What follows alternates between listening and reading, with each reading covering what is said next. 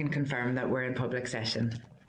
Thank you, members. Thanks, Clark, and welcome everyone to this meeting of the Education Committee. Can I take agenda item 1, apologies? Are members aware of any apologies? No? Okay, thank you. Pat, I recorded your message, by the way, thank you. And agenda item 2 then, chairperson's business. Can I remind members that the committee held a stakeholder event on the period products free provision bill on Thursday the 20th of January. The committee heard from a range of young people, teachers and stakeholders, and there's a record of all the matters raised during the event at pages 5 to 59 of your pack. Can I just thank the committee staff and the Assembly outreach staff for facilitating a really valuable engagement with young people from a wide range of backgrounds. It was fantastic to see young pupils, boys, girls, engaging with this issue in such a mature way. And to be honest, as is too often the case, the young people seem to be well ahead of what the Executive and the Assembly have delivered to date in relation to free period product provision. And they were frequently, in response to our questions, saying this is just common sense, this is just fairness, this is equality, get on with it and deliver it. So really, really helpful session. I'm sure all the members that attended and participated would agree with that. So thanks to committee staff and Assembly staff for making that engagement possible. Members content to include these notes in the Education Committee's report on the bill. Agreed? Agreed. Thank you. Agenda item 3 is draft minutes. Can I refer members to draft minutes of the committee meeting on the 12th of January, 13th of January, 19th of January and 20th of January at pages 84 to 102 of your packs, and seek your agreement that the minutes are a complete and accurate record of proceedings. Agreed? Agreed. Thank you. There are no matters arising. And correspondence is at page 108, where we have 8 items of correspondence. A summary note at page 109. Clark, do you want to speak to the... Yes, Justin, before the Clark. Matters arising, Chair, is something I've raised at this committee a number of times. I raised it with the Minister yesterday at question time. I do think that abbreviations should be removed from the lexicon of all department literature at every level. No abbreviations to be used or applied when speaking about children or young people at any level in the education system. Just take them out. Okay. Thanks for that, Justin. Can we write to the Minister for a response on that, Chair? Yeah, glad to. I think we gave effect to changed use of the acronym in relation to looked after children. So happy to do that if members are agreed. That's one acronym, Chair. That's one acronym, but I feel acronyms being used when referring to children or young people is dehumanising them, and it's not right. So please, can we agree as a committee that we can write to the Education Minister and make that position clear, and I feel it's very important that we do that. Agreed.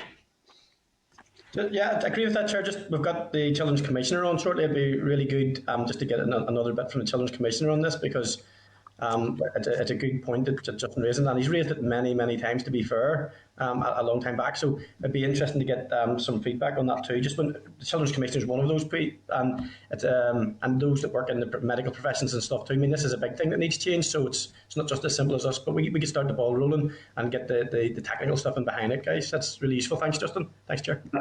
Thanks, members. Back to correspondence then, and Clark, you want to speak to the correspondence? Thanks. Yes, Chair. So as you said, on page 108, there are 8 items and a summary note is included at page 109. Item 5.2 on page 112 is correspondence from the department regarding the launch of the delivery plan consultation of the Children and Young People's Strategy. So the committee was supposed to be briefed on this on the 5th of January, but that was still during recess, and it was postponed. So are members content to rearrange a briefing on that delivery plan this month, hopefully? Agreed. Agreed, members. Yeah, thank you. Thank you. Item 5.3 on page 114 is a copy of correspondence from the Minister of Health to the Committee for Health regarding child and adolescent mental health services.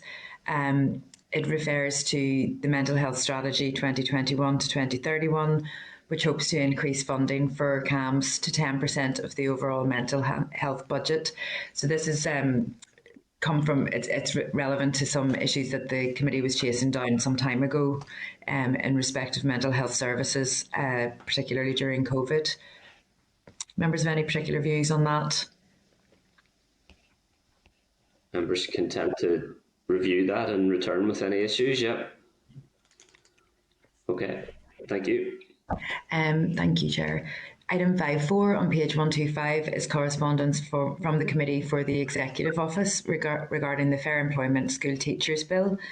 The Executive Office Committee is seeking evidence that we may have regarding veto. So as you'll recall, members, we asked a lot of our churches and sectoral bodies about this last year, and now that the our chair has brought his private members bill to the executive committee, it would be helpful for them to have that material if you're agreed. Members content? Content. Thank you. Thanks. Item 5.5 on page 126 is correspondence from the Education Authority regarding a new engagement framework that's being developed as part of its communication strategy. So last week, members, we arranged to have an informal briefing from Baker Tilly Mooney Moore about the Education Authority review. This is now the Education Authority themselves developing a new engagement framework. Do members want to find out some more about that? Yep. Keep up to date? Yeah. Keep up to date. Okay, thank you. Item 5.6 on page 127 is a response from SIA regarding pressures facing modern and foreign language teachers in 21-22. Our members agreed that we should forward that response to the correspondent who raised the issues with the committee. Agreed. I realise we're under significant time pressures as well, Evelyn, but would it be useful, members, to request an update from SIA in relation to examinations as soon as possible? Members content? 100%, Chair. Yep. Agreed, yeah. Okay. Thank you. Okay. So item 5, there's a report from the Fiscal Council providing its assessment of the executive's draft budget, which is interesting reading for you, and some information about outdoor NI and the range of activities that it carries out. Item 5.9 on page 194 is correspondence regarding concerns about the 2023 transfer test and the newly formed Schools Entrance Assessment Group. If members are content, the committee can write to the Minister asking for a response to the issues raised in that letter. Agreed. Okay. That's all. Members, if you're content to dispose of the other correspondence as per the summary note. Thank you. Agreed. Members, I'm not sure the process around this, but would it be worthwhile inviting the Fiscal Council, if it is appropriate to do so, to present to the committee on its assessment of the draft budget pertaining to the Department of Education? Members content. That would be good. That would be good. Would that be on a Wednesday, you think, Chair? Or I'm just thinking the forward work programme, scheduling things, because in the Business Committee there, the thing to be aware of, I suppose, is that with the amount of legislation that's pending, private member bills and executive business, we're in the realms again of Tuesday nights just spilling over into Wednesday mornings. And a lot of us have standing committees too. So whilst I think absolutely we need to be realistic in terms of what we're going to achieve over this next 7 weeks, guys, and because our committee's on a Wednesday morning, Chair, we are impacted when it does roll over, and there are some significant bills coming through. So maybe the forward work plan, we need to look at that, before we just jump in, if that's okay. Okay, so I propose we try to include SIA and the Fiscal Council as soon as possible, but happy for us to take a I'll look at the forward work programme in a bit more detail, perhaps even in closed session, just to see how we prioritise that time that is available to us, Robbie. Fair point. All right. Thank you. Okay. Yeah, I mean, members, the 2 committee stages come to an end next Wednesday. So a lot of our meetings have been quite heavy with legislation in the last weeks. But there will be a little bit more wriggle room, and as you say, Robbie, plenary will have to be taken into account as well. I would suggest that next week we provisionally schedule a Tuesday morning meeting because there are final updates on period product correspondence that I would hope to have by then. We need to report on the CPR bill as well as the period products bill, and also we need to schedule that briefing from the Minister of Education next week. Okay. That takes us into forward work programme. Evan, do you want to kind of refer members to draft forward work programme on page 197 of your meeting papers and ask the clerk to speak to that forward work programme? Thanks. Yeah, sorry, I beg your pardon. I thought we were in the middle. No, you're okay. So, members, as you'll see, it is a full schedule with regards to the period products bill. Today we have a final witness, the Children's Commissioner, and then the sponsor coming back to try to address all of the issues that have been raised in the various evidence sessions. And we will have deliberation on the bill, informal clause by clause today and formal clause by clause tomorrow. Then next week, I just mentioned some correspondence that still needs to be received, the CPR bill and that briefing from the Minister of Education. And then we would sign off both of those reports on Wednesday. And after that, your forward work programme is more your own than it has been for a while. So I will look to prioritise SIA, Fiscal Council and the Children and Young People's Strategy, if members are content with that. But do let me know if there are any other urgent items that you really want to see scheduled in February. The committee had also considered visits to the planetarium and the forest schools. So do let me know, please, what you would like to prioritise. Okay. Members content to consider that and come back with responses in due course? Content. Okay. Thanks for that. And obviously the committee stage, just to emphasise what you said there, I mean, the committee stage comes to a close next Wednesday, the 2nd of February. Yeah, so we have today, tomorrow, next Tuesday and Wednesday. If members can do all they can to make those sessions, as Aoibhinn says, that will draw to a conclusion our consideration of bills and give us hopefully significant more time available to us for other business then thereafter. Yeah, and there's the chair's bill as well. Oh yes, and glad to give any other matters fair thrift as well. No problem. Okay, agenda item 7 then, members, is our oral briefing from the Northern Ireland Commissioner for Children and Young People on the Period Products Free Provision Bill. Can I ask Broadcasting to remove members from the spotlight and to add our witnesses, and refer members to a briefing paper from the Children's Commissioner at page 202. Can I give a very warm welcome to the Commissioner for Children and Young People, Kula Yasuma, and advise you, Kula, that you have up to 10 minutes for an opening statement followed by questions from the members. Good to see you again. You're very welcome. Thanks a lot, Chair, and good to see you all too. And hopefully I won't take 10 minutes, but you know me, brevity has never been one of the strong suits, and despite New Year's resolution, I'm not getting there. So I would like to thank the committee for the opportunity to give evidence today on the Period Products Free Provision Bill. And I particularly want to commend, Pat Catney, MLA, for proposing this bill. As you mentioned, Chair, we have put in written evidence, and that, as outlined in that evidence, the bill proposes to address 2 issues: period poverty and period stigma. both very real and impact on longer term outcomes for far too many, and can affect all who menstruate, which are girls, transgender and non-binary young people.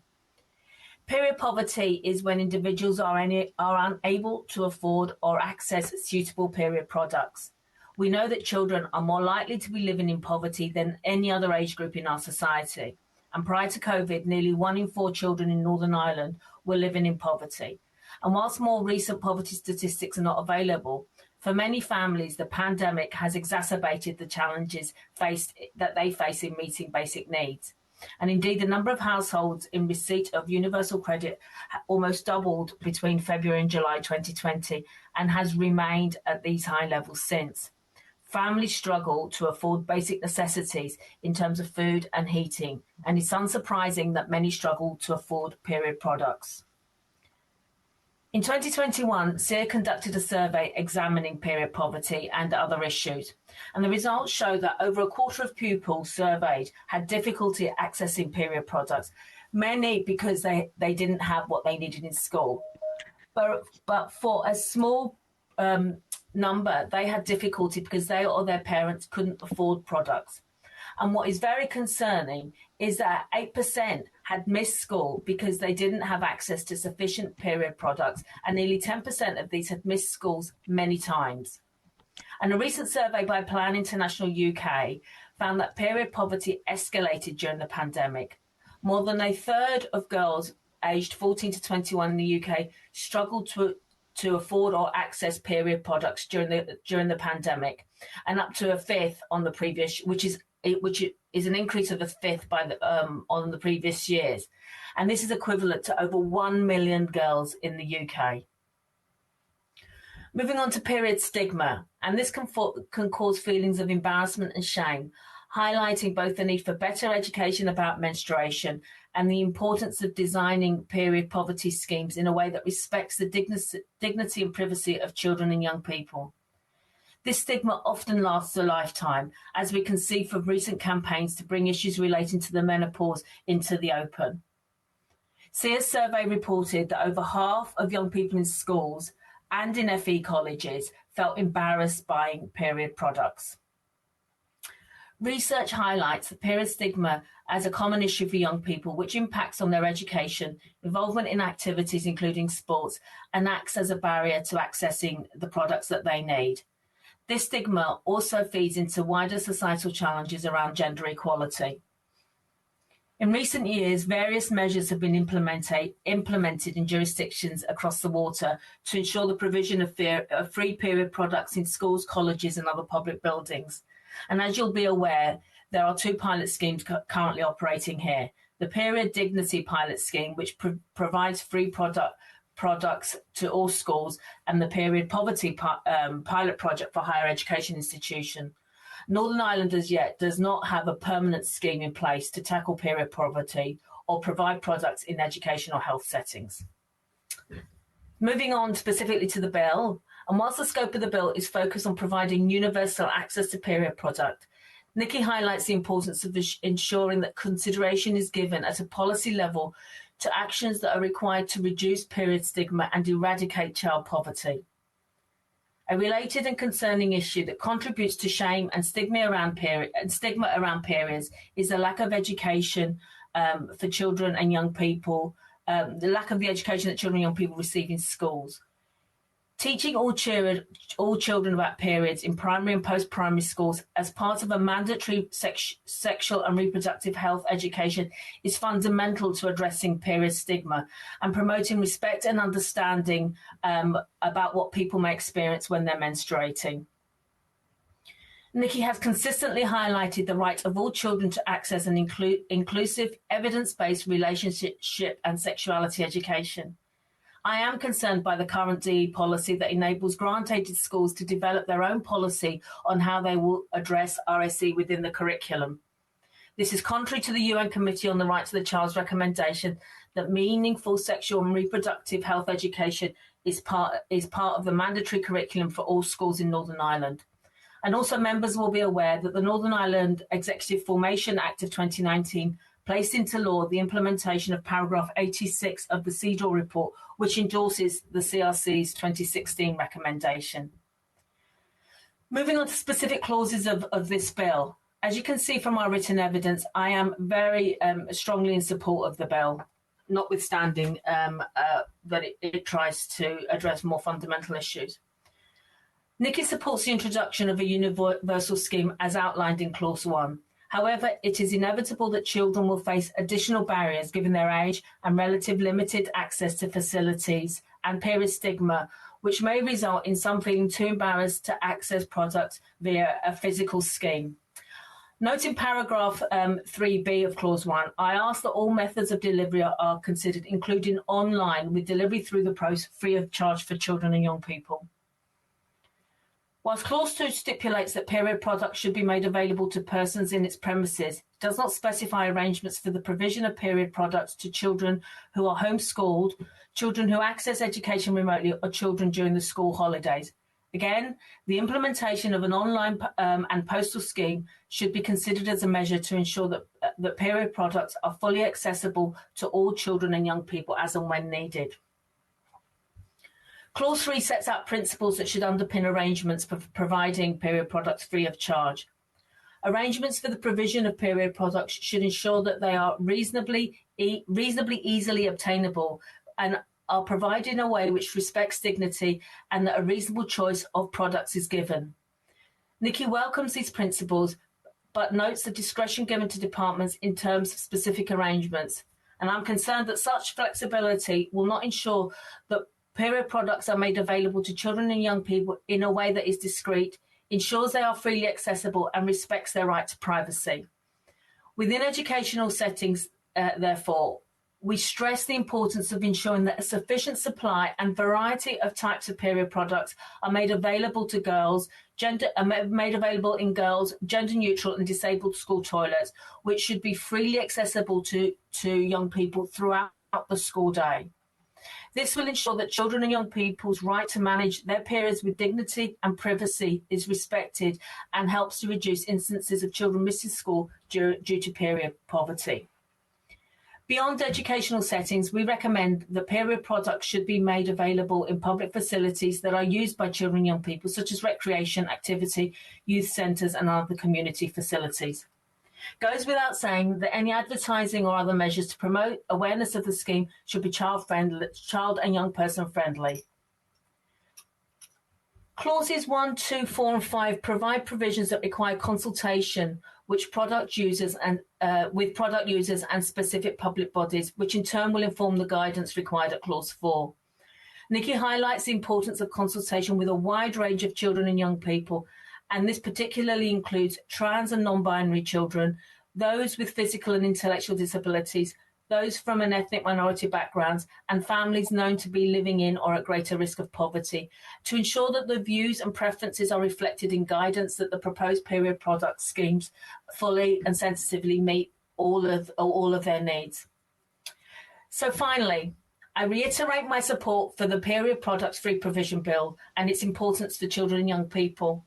But I do, as I said at the beginning, want to express my deep frustration and regret at the need for such legislation, which simply acts as a sticking plaster for systemic failure to address the issues of child poverty and the deficiencies in our relationship and sexuality education in Northern Ireland. And as such is an indication of the work that is still to be undertaken to ensure that children experience their rights here. Thank you, Chair. And of course, as always, happy to take any questions. Thanks, Commissioner. I think that's powerful summation at the end there in terms of systemic failures to address child poverty and deficiencies in RSE. And I think one of the key issues that the committee felt could potentially be added to the bill is in relation to menstruation, education and empowerment for all children and young people in school. So I think that's something that we'll definitely look at and we'll keep you informed about if and when we do draft a specific amendment to that regard. Keen to get through as many members as possible this morning, so can I bring in Deputy Chairperson Pat Shane, MLA, please? Thanks. Thanks, Chair, and thanks, Coola, for coming on again this morning. Listening to what you said in terms of an educational aspect to all of this, and I mean, the problem isn't just that period products aren't freely available, but there's still a stigma of some sorts attached to menstruation, and it's kept quiet, and girls are taken separately in the class to have any, if there even are discussions, girls are taken separately. When I suppose the stigma is probably attached more to the male population than the female population, and girls are made to feel some way inferior because they menstruate or they should stay out of the road. And of course, there's a long, long historical context to that. And that's, in my view, as big an obstacle to get over, if not bigger, than actually the provision of these period products themselves. And I don't know, I doubt if it's possible in this mandate to get some educational component into this bill. Having could maybe give us more advice on that, or whether it might be just too difficult. But it's certainly something that should be picked up on during the next mandate, that there's some compulsory educational component around, and you mentioned it yourself in the sexual and reproductive education that should be taking place in schools, that there should be an element of that in around menstruation. Do you just want to comment any further on that yourself, Kula? Well, I think, as you say, Pat, I've made it clear that this bill very much addresses a particular need.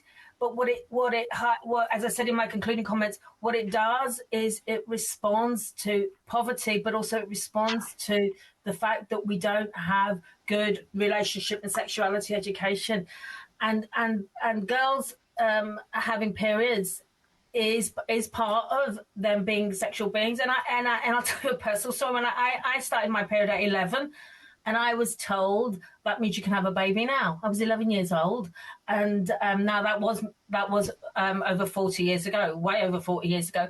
But it is all part of that process. I think, as I said in my oral evidence, and I said in my written evidence, I'm not sure. I mean, it would be great if the committee could remind the Assembly and the Department of Education of the importance of addressing this deficiency in relationship and sexuality education. But in view of what I said about the Northern Ireland Executive Formation Act, which puts into place the two paragraphs of the recommendations from the CEDAW committee, one about abortion and reproductive rights for women, but there is in law in Northern Ireland something that says that the government must make age-appropriate, comprehensive and scientifically accurate education on sexual and reproductive health and rights a compulsory component of the curriculum for adolescents, covering prevention of early pregnancy and access to abortion, and monitor its implementation. Now, some of the language in that I accept is controversial. Nevertheless, it says it talks about a compulsory component of a curriculum for adolescents. We have in law the need to have a mandatory curriculum for relationship and sexuality education. And the job of work that needs to be done is to get that piece of law implemented. And on a range of issues, this is an issue for girls, for trans young people, for non-binary young people, and for boys. And we need this to be addressed. We need to remove any shame that anyone feels because they have periods, and as I say, it's a lifelong thing, because we see it on the other end of the spectrum when women enter their menopause. It is part of who we are, and we shouldn't feel ashamed of it. So it's a very long-winded answer. So I accept that you may not be able to have an amendment, but what I'm saying, it's already in the law. We just haven't implemented it in the 2.5 years since it was passed. Yeah, and I absolutely agree with that, Kula, that should be implemented, and that is an ongoing problem that needs to be dealt with. So that's all I have to ask you. So thanks for your comment. It wasn't long-winded at all. Thank you. Thanks, Pat. Thanks, Pat. Robin Newton, MLA, please. Thanks.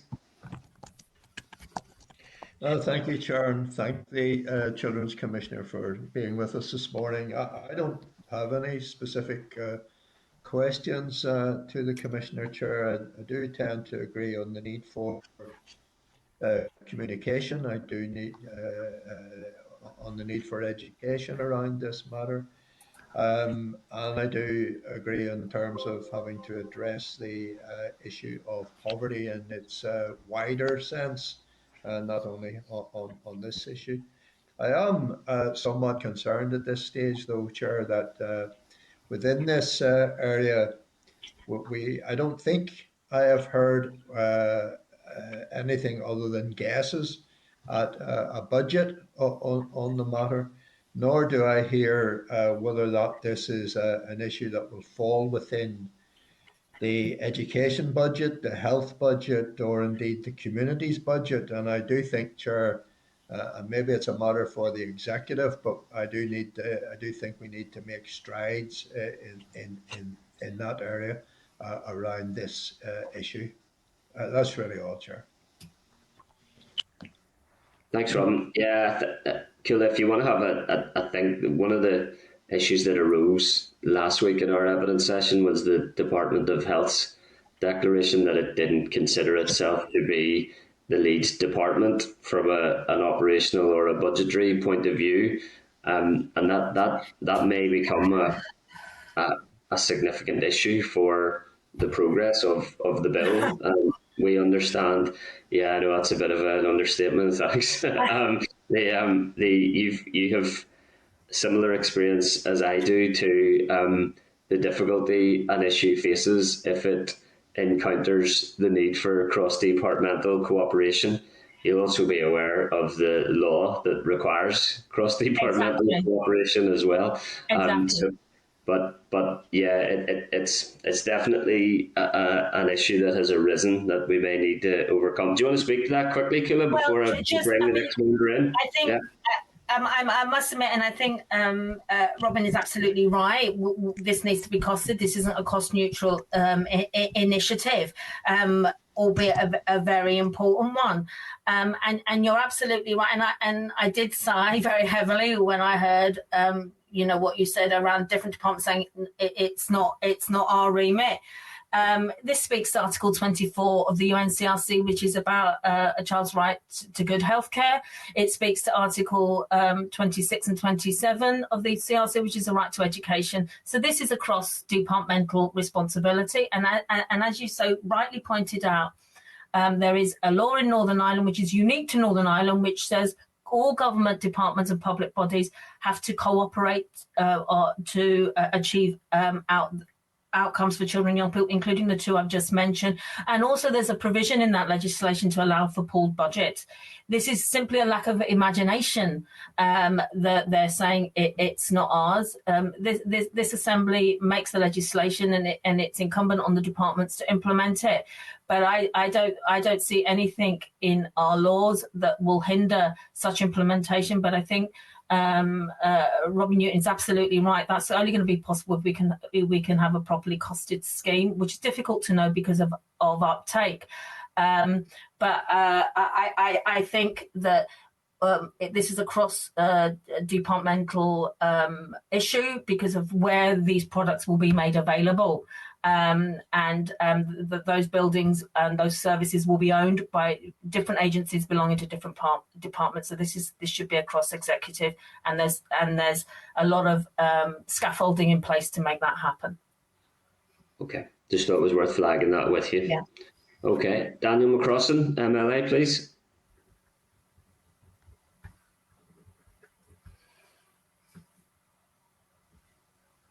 Daniel there?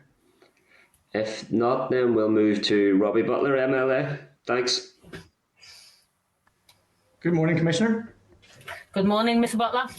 How are you? Thanks for your input. Your ever-present passion for young people is hanging clean out of you, as we say here in Northern Ireland. You've heard that a few times. Thanks for that.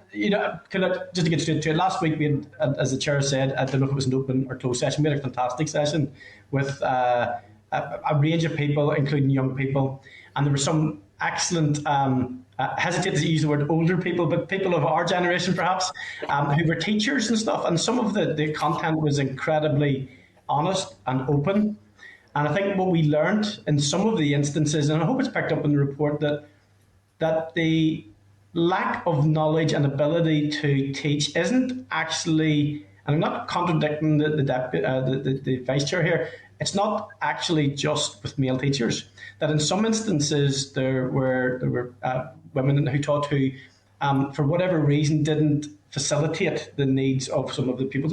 And this was experienced that some of these women and teachers had themselves, so they weren't necessarily talking about people they worked with. With regard to, and you talked about RSE, so obviously this is all interconnected. What do you see to be in a common curriculum the best vehicle for teaching about these subjects, given that our teachers are under a huge amount of pressure, okay? If we listen to unions and stuff, and we're throwing lots of stuff at schools at the moment, in terms of mental health, and in terms of behaviours, in terms of all of the things, and RSA and stuff. Do you have an opinion? Do you think are teachers best placed to do the knowledge impartation? Because I think we will all agree in terms of the product and the free product, and how we do that is the bits that we need to nail down. But the bit that will bring the greatest value, I think, will long term will be the knowledge impartation, the destigmatization, and so on. Absolutely. Yeah.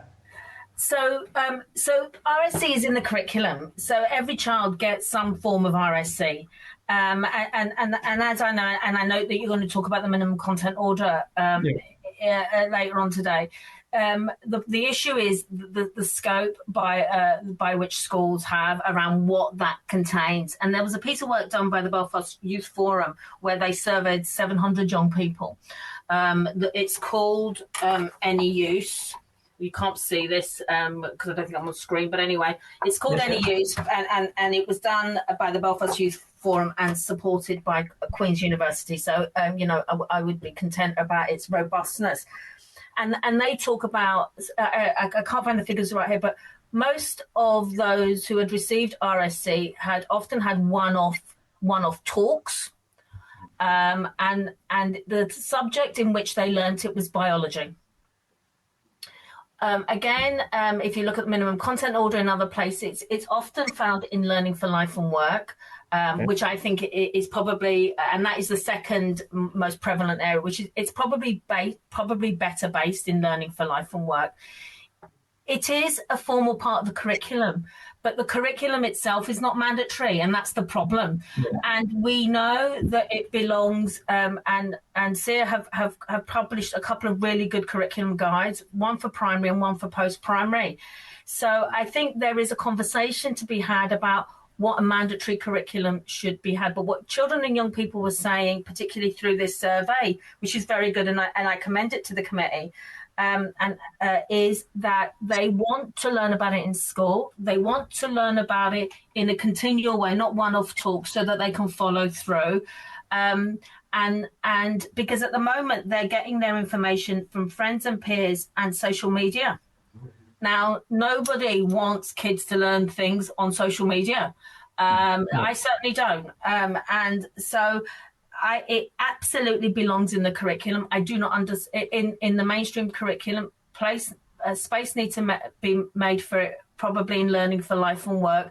And teachers of all genders need to be supported to educate in it. I don't think this is about male teachers or female teachers or trans teachers. This is about teachers feeling confident to be able to teach their children and support their children. This isn't as straightforward as maths, but nor is it as so complicated that we can't have a curriculum and we can't support our teachers to do it. Okay, I have just two questions. And thank you so much for that. That was very useful. Actually, I appreciate that. I know my last question is my middle question is just left my brain. It'll come back to your brain. It'll come back. Okay. Listen, I'll maybe message you the question, and this is maths wasn't my strong point in school, but you said you took your period 11. You said that was over 40 years ago, just for point of accuracy. How many years over 40? I'm auditing you. That was 46 years ago. Fair play. Fronting up. Thank you, Kula. So I'm on the other end. I'm on the other side. On the other side. Listen, that other question will come to me. If you don't mind, I'll communicate with you, if that's okay. Thank you so much. Thank you, Chair. Thanks, Robbie. Thanks, Robbie. Can I bring Daniel McCrossan, MLA, in? Thanks. Thank you, Chair. And how you doing, Kula? Good to see you with us again. Thanks very much. Kula, I'll just skip straight to it. You said that you would like to see a child's right impact assessment done in relation to this proposal. Can you tell us more about that and why you think it is particularly relevant to this circumstance? And also in particular, what advantage would AC or IA give us in looking at the issues around period products? So, a CREA, a Child's Rights Impact Assessment, we've been working with government departments, the NICCY team have been working with government departments around how they introduce a CREA at the beginning of developing a policy, and in this case it would be the guidance. And what it would do, it would look at how children are affected, which rights we're talking about, and as I've said, we're talking about poverty rights, we're talking about their right to a high standard of living, their right to highest healthcare, their right to education. And it would then look at how different children are impacted by the policy and how then you overcome the negative impacts. So if there are any, but how you make sure that you hear the views and experiences of those particular groups of young people. And I identified some of them in my evidence, trans and non-binary girls, children living in poverty, children from the BME community, children with a disability. So a CREA is a tool by which we make sure that we reach all the children we need to reach in a rights compliant way by the policy and legislation that we're seeking to implement. And there is a template, and we've been working with all the government departments. So no government department should claim ignorance, although I don't think they do, because we've been really pleased that the reception the CREA tool has had. Thank you. That's helpful. Thank you.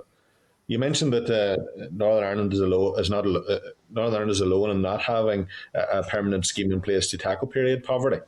Yeah. How would you compare the provisions of my colleague Pat Catney's private members' bill with permanent schemes elsewhere? And have you come across evidence in other jurisdictions that would suggest their provisions have gone a long way to meet the identified needs? In particular, has school attendance improved, for instance? I haven't done that work, Daniel. I'm sorry about that.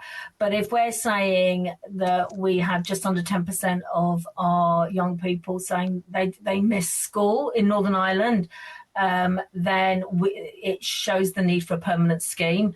So I think the permanent schemes across the water it's too early to tell, particularly because of COVID. So it's too early to say the impact they've had on attendance. But it's not just the fact that we're getting those young people in school. It's about their ability to engage with education whilst they're there.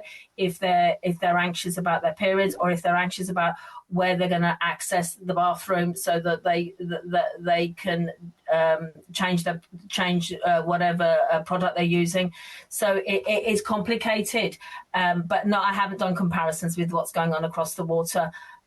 All I know is that Pat's scheme and Pat's bill is needed here in Northern Ireland whilst we work on addressing the more fundamental issues. Thank you. And finally, Kula, you're critical of the lack of education children and young people receive on periods in schools, and you've made that point. What primarily do you see as the problem in primary schools, and how widespread is it? And further that, similarly, what is the nature and extent of the problem around period education in post-primary schools? So, as I've said, the extent and the issues in primary schools are a little bit more difficult to quantify because we haven't surveyed those children and parents. And again, I draw you to the curriculum guidance that SIA drew up in 2015 for primary schools, and that's very much around children understanding their bodies, but also their right to say no, and understanding when feeling when somebody is infringing that, particularly to highlight for them to recognise when somebody's behaving inappropriately towards them. And also, let's not forget that children are getting younger when they're having their periods. And we talked about my age, but there are girls and trans and non-binary young people who are having them younger than 11, so they're having their periods in primary school, when they're at primary school. And if we talk about the challenges of that transition, that P6, P7 year, then we need to remove any barriers. So we don't know we can't quantify what the issue is, but what I do know is what I'm hearing anecdotally is that the issue around the curriculum is just as important in primary as it is in post-primary. The extent of the issue in post-primary, again, I refer you to the only survey I have seen in Northern Ireland, which is the one that I've just talked about to Robbie Butler. In his questions called Any Use, undertaken by the Belfast Youth Forum, where they said that they felt it wasn't adequate to meeting their needs, and that they would want a curriculum that was designed in partnership with their schools, with their parents, and primarily with themselves. So there is no way that we could say in Northern Ireland, hand on heart, I could say that we have good relationship and sexuality education here, or that we have adequate relationship and sexuality education here. Okay, thank you very much, Killa. Appreciate that. Okay, thank you. Daniel. Thanks, Daniel. Can I bring Robbie Butler back in very briefly? He's remembered. Do you remember his question? He's remembered his question, which sounds like a pertinent one. Robbie, you have the floor to ask your question and nothing else. Go ahead. He literally has texted me and said, "No fluff, Robbie, no jokes." Okay, so Commissioner, there's a pilot project that is underway. Have you been tracking it at all? Have you had a chance to have a look at it? It's early days anyway. Yeah. It would just be useful to put it down as a marker just to see. So I was interested to know, had you been consulted about it or anything? Or did you get some input? No?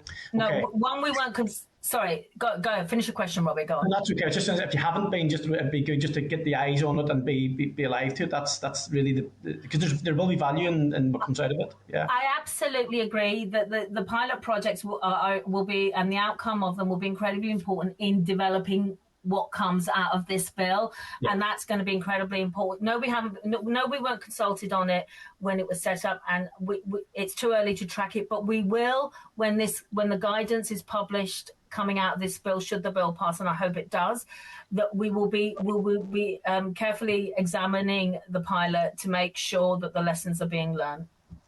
Thank you, Chair, for that. Appreciate that. Thanks, guys. Thanks, Robbie. Thanks, Killa. Can I bring in Diane Dodds, MLA, please? Thanks. Yes. Good morning, Killa. Good to see you again. Couple of things that I just want to say as a kind of a preamble. I mean, we all want young women and girls to feel confident, to feel able to participate, that nothing can stop them, and that everything in the world is theirs by right. I think that's massively, massively important, and therefore, things like periods and period poverty and addressing that and openly addressing that are actually really, really important, because they're important for all girls. It's about a confidence. It's about, it's a hugely, hugely important issue. But it's also really important that we get the bill right and that we understand that we are targeting our help in days of limited resources, to be honest. And I do support the principle of this bill, but there's some aspects of this that do worry me ever so slightly. And particularly sort of in clause 1 of the bill, section 2, where period products are to be obtainable free of charge by a person under such arrangements as to be sufficient to meet the person's need while in Northern Ireland. So we would actually be meeting need for people who don't live in Northern Ireland. I can understand meeting need in an emergency, but meeting need on an ongoing basis, I think, I don't know how to quantify that.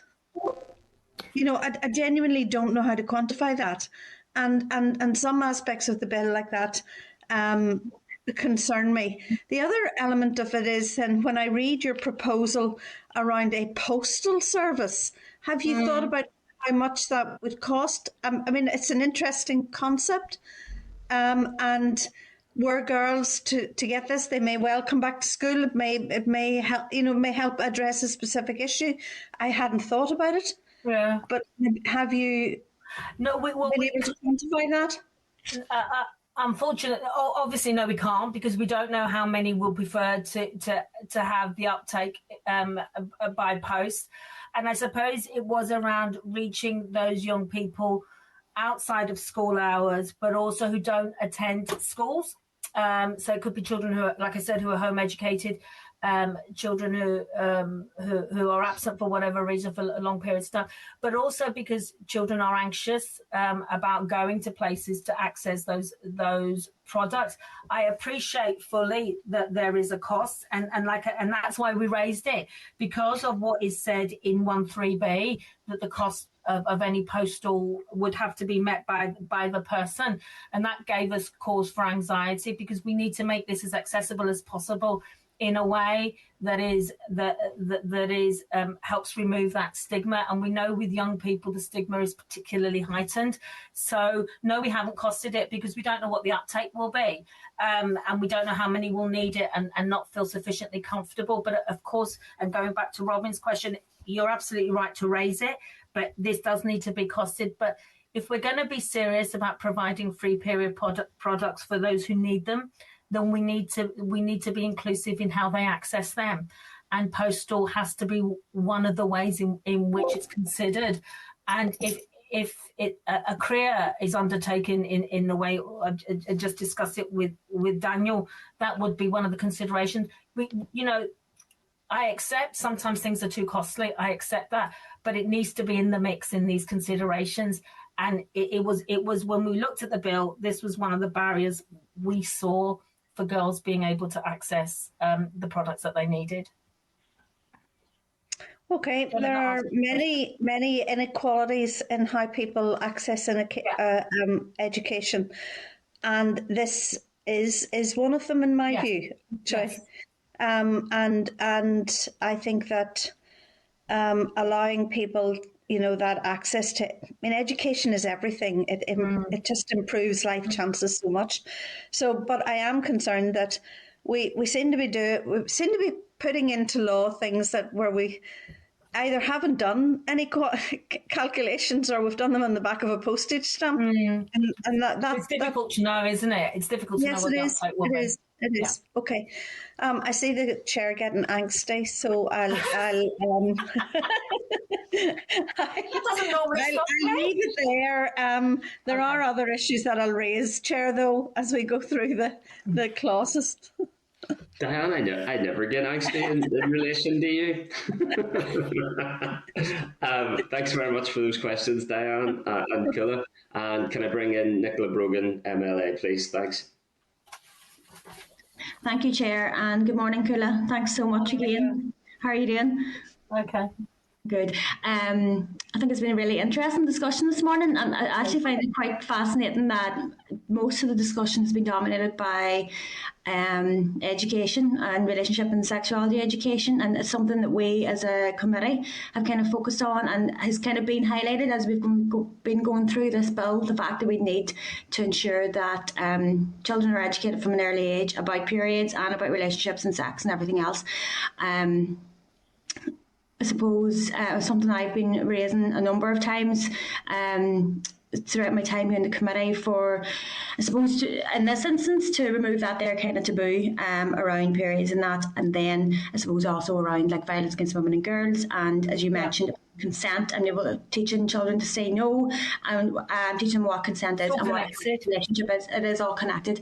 And as the chair and Robbie mentioned earlier, we had an engagement with youth groups last week about this bill, And as the chair said, they seem to be way ahead of us, when it comes to all these topics. And I actually, at my closing remarks, were that I'd learned so much from them, and I thought as a 34-year-old woman, I knew what I need to know about periods and that. So it was really, really interesting to have that discussion with them. Yesterday, actually, in the chamber, I brought up with the Education Minister about RSE again, and about making it mandatory and consistent and age appropriate, inclusive. And maybe you can comment on this, because the answer I got back was that it already is mandatory. But again, go back to your any use report. I think we got a briefing on that back in May this year, I think, and I actually reference it quite a lot, that report, because the statistics are there. The kids said, I think it was 34% of them said that they had never received any RSE. So to me, that doesn't add up, that it's mandatory in the curriculum, but there's so many children saying they don't receive any RSE. So I don't know, would you like to comment on the fact that it should be mandatory, but it doesn't seem to be across schools? So the minister was right in a way, in that it is covered in the curriculum. So what is mandatory is having RSE in schools. So that if you look, so some of the young people will say they didn't receive it, or they felt because it went in the form of one talk, for example, so they forgot about it. And we know that what's not mandatory is what is taught in schools. So that's where that's where those of us who talk about mandatory need to check out, people like me need to check my language. What we're talking about is a compulsory curriculum, like you have in maths, like you have in biology, like you have in geography. We're talking about a compulsory curriculum. So what is taught is clearly identified in legislation and guidance. Now, I do have to say, for the record, I accept that RSE is not a straight curriculum. It's not as straightforward as maths, although it was easier for me to learn than maths. But that doesn't mean we can't do it, and we have seen it happening again across the water, where they are looking at introducing a mandatory curriculum, a compulsory curriculum. So I absolutely agree that we need a compulsory curriculum. It needs to be taught as part of a part of what all children learn. It needs to be age appropriate, and it needs to be inclusive. Periods are a part of it, but the fact that young people have periods should never be a source of shame, and it is because of the fact that we don't enable our boys to feel comfortable with the subject. We don't enable our girls to feel comfortable with the subject, and we don't enable our trans and non-binary young people to feel comfortable with the subject, nor do we support our teachers and our school staff to be able to be confident in teaching it. So whilst the minister's right, it is a mandatory curriculum, what is taught is not compulsory, and that's what we need to remedy in Northern Ireland. Thanks, Kula. Listen, I completely agree with you. I suppose that's the big thing about it being standardised, and of course it's going to be different in primary schools to post-primary schools, and that's about it being age appropriate. But we need to make sure that all children are offered that same opportunity. And I suppose another factor there is making sure that the teachers are correctly qualified. It's not that they're dragging in PE teachers or somebody with free time just to take this on, because it is teacher. Yeah, exactly, or any type of teacher, because that's historically what has happened. So I'm glad that there is this focus, and even this morning's session has been a real focus on it. So we'll keep putting pressure on there. There's just one other question I want to ask you, Kula, about this bill, and it's about girls' uniforms and kind of flexibility around uniforms, and that's one issue that has been raised with me before, about girls. Basically, should they be allowed to wear trousers, and should it be kind of at their own discretion how they want to dress for the uniform? Oh, uniforms has been I despair. Uniforms has been a consistent feature of my work and Nicky's work since I became Commissioner in 2015. I, again, seeing what's happening in other places, this idea of a gender neutral uniform policy. So, instead of having what girls should wear, what boys should wear, we just have, this is the uniform of the school: skirt, trousers, jumpers, this and this. And the children can pick whether they want to wear a skirt or whether they want to wear trousers. So absolutely, I think the days should be long past when we say to girls, you have to wear a skirt. I just don't understand it, because it's not just and again, you know, as an ex-girl, you know, I know what I felt comfortable when I was having my period, what I felt comfortable wearing, and it wasn't a skirt. And also, there are a number of other reasons why many girls don't like wearing skirts to school, and a lot of it is about their own, it is about their ability to be protected from inappropriate behaviour by others. But yeah, I absolutely agree. We need a policy that is one uniform policy for all children, and allows the flexibility of young people choosing between skirt and trousers. Thanks, Culla. Again, I agree with you there. Just it's great to have your kind of in your position as commissioner to have your viewpoints highlighted there. So I do appreciate that. Thank you so much, and thank you, Chair. Thanks, Nicola. Thanks, Nicola. Thanks for those questions, Nicola, particularly in relation to the minimum content order.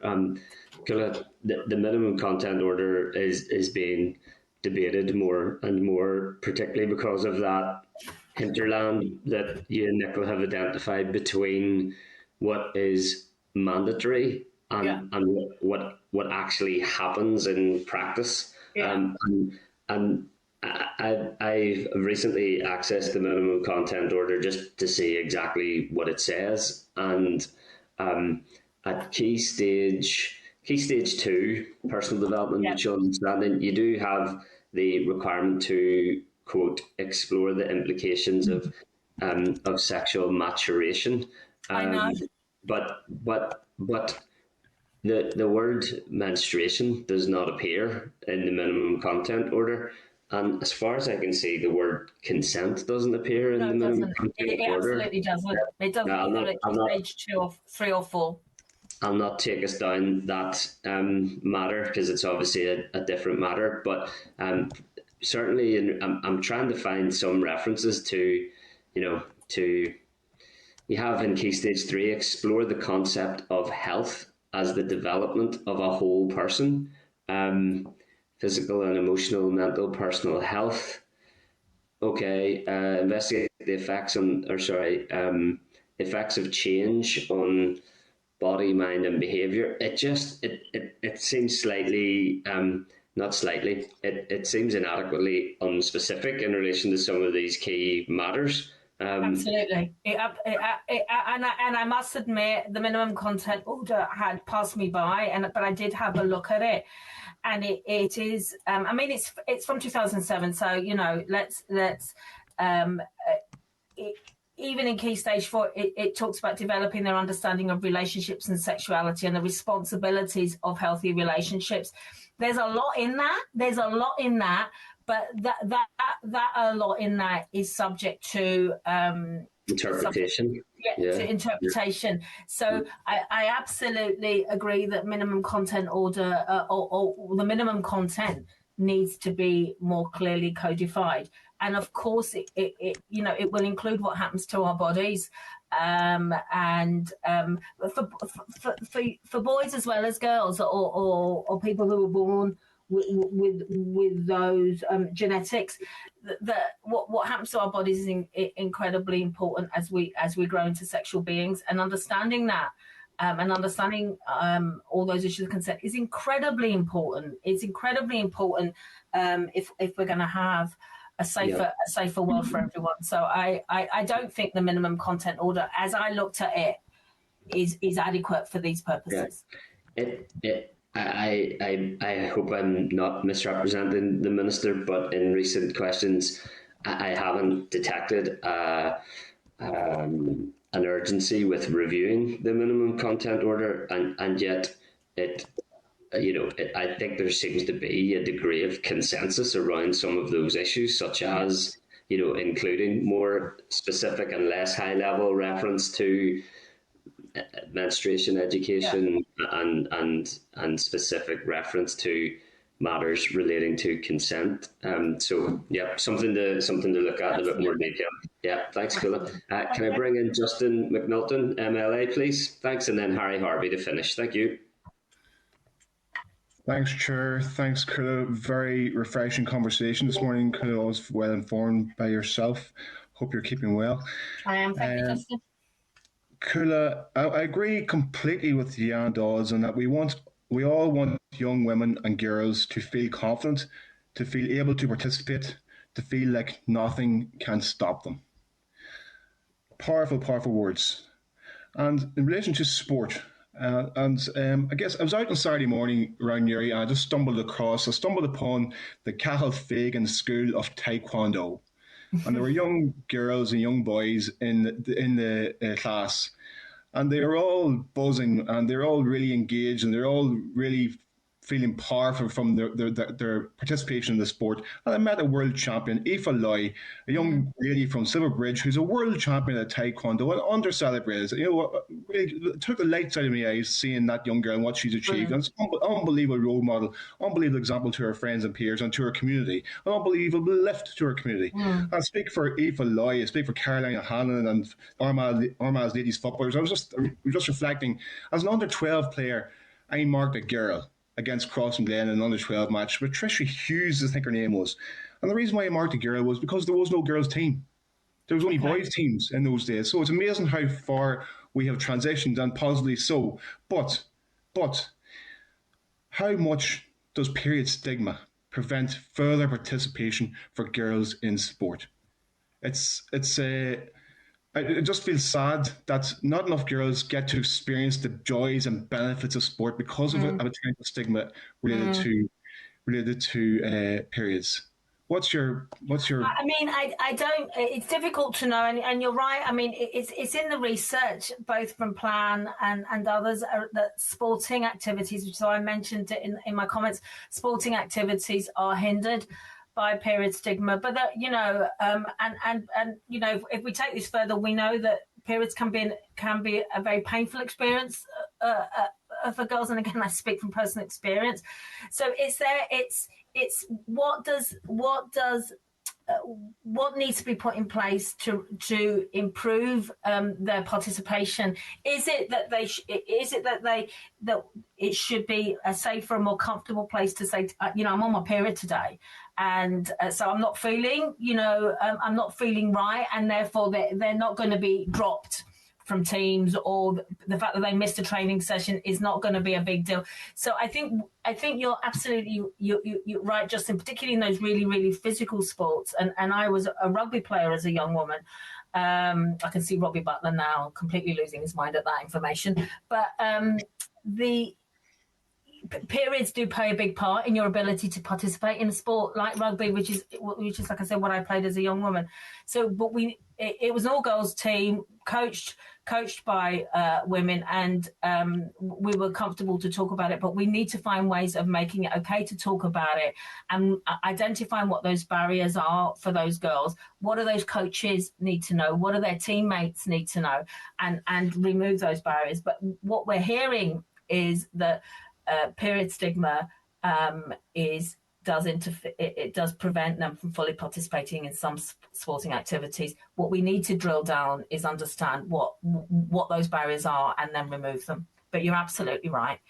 There's a piece of work to be done there. Okay, and this bill does go along part of the way and helping towards that. It will do. It will do. It brings it out into the open. It makes it easier to have those conversations. Excellent. I'm going to go off piece here, Kula. Justin, if that wasn't slightly off piece, that you've just frightened me. Stick to the questions. Cheers. Thanks. I mentioned it to the Education Minister yesterday, Kula. I may have mentioned to you before, and it's something I feel strongly about, and that is acronymizing children and young people.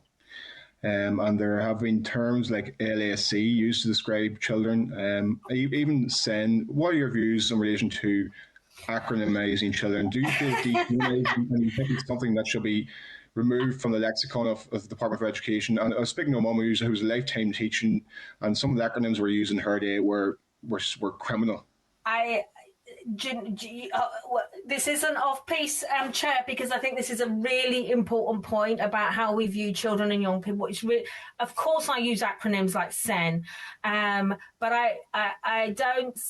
I try very hard not to say SEN children. I try hard to say children with special educational needs. I hate the fact that we call children learners, that we call them pupils, and that we put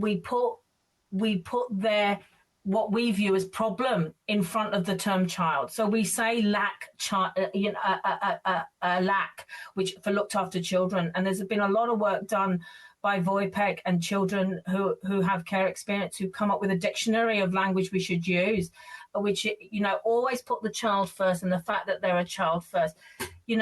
Saying special educational needs can sometimes be a chore, but I absolutely agree that we always need to see the child. They are so much more than the barriers, than the disabilities we see in them. So when you see a child in a wheelchair, you see the wheelchair, you don't see the child. Stop doing that. See the child and then look at their other joys. So I think I really do welcome your question. And I think as somebody who uses acronyms, I try very hard not to. But we do need to mind our language a lot more around the use of acronyms and see the child and also ask the child how they want us to see them. I think it's a really important point. And it's an important point about how business is done in our parliament. So, Chair, I commend Justin for that question. It's a really, really good one. So don't tell him off. I'm glad you can both commend each other as someone who chaired the all-party group on children and young people for many years. I agree wholeheartedly with both your principles here, but I can't do anything about this in the period that we're talking about today. So, and I have the unenviable task of chairing you all as well to get through that. But the point is absolutely well made by Justin on a number of occasions, and I think it is an important issue that Justin, that you've committed to stay the course on, and we can absolutely do that as an education committee as well. So worth hearing the Children's Commissioner view on that today. Appreciate that. Appreciate those questions. Thank you. Can I bring in Harry Harvey, MLA, to finish? Thanks. Okay, and thank you very much, Chair, and thank you, Commissioner Kula, for your attendance today. It's more of a comment to finish on rather than a question, Commissioner. It is good to make provision. It's not only good, it's right.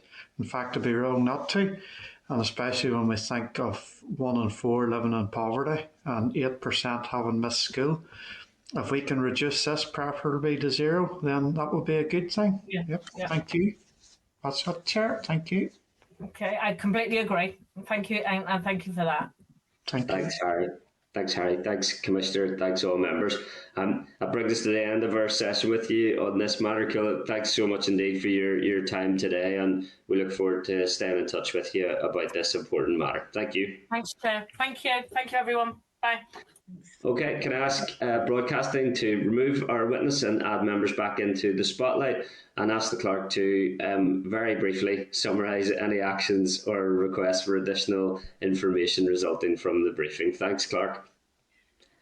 So, Chair, I think the actions are part of this briefing will flow into the session with the bill sponsor shortly, and also then into the deliberation that the committee will undertake clause by clause with the assistance of bill clerks later in the meeting.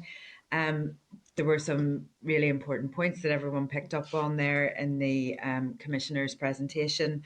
About the capacity for child rights impact assessments in this area, about the issues that the committee has heard many times of the inadequacy of a consistent approach to RSE in schools, some of the committee's priority issues in respect of PE and school uniform as things that have a major contribution to full participation in school life and in social life.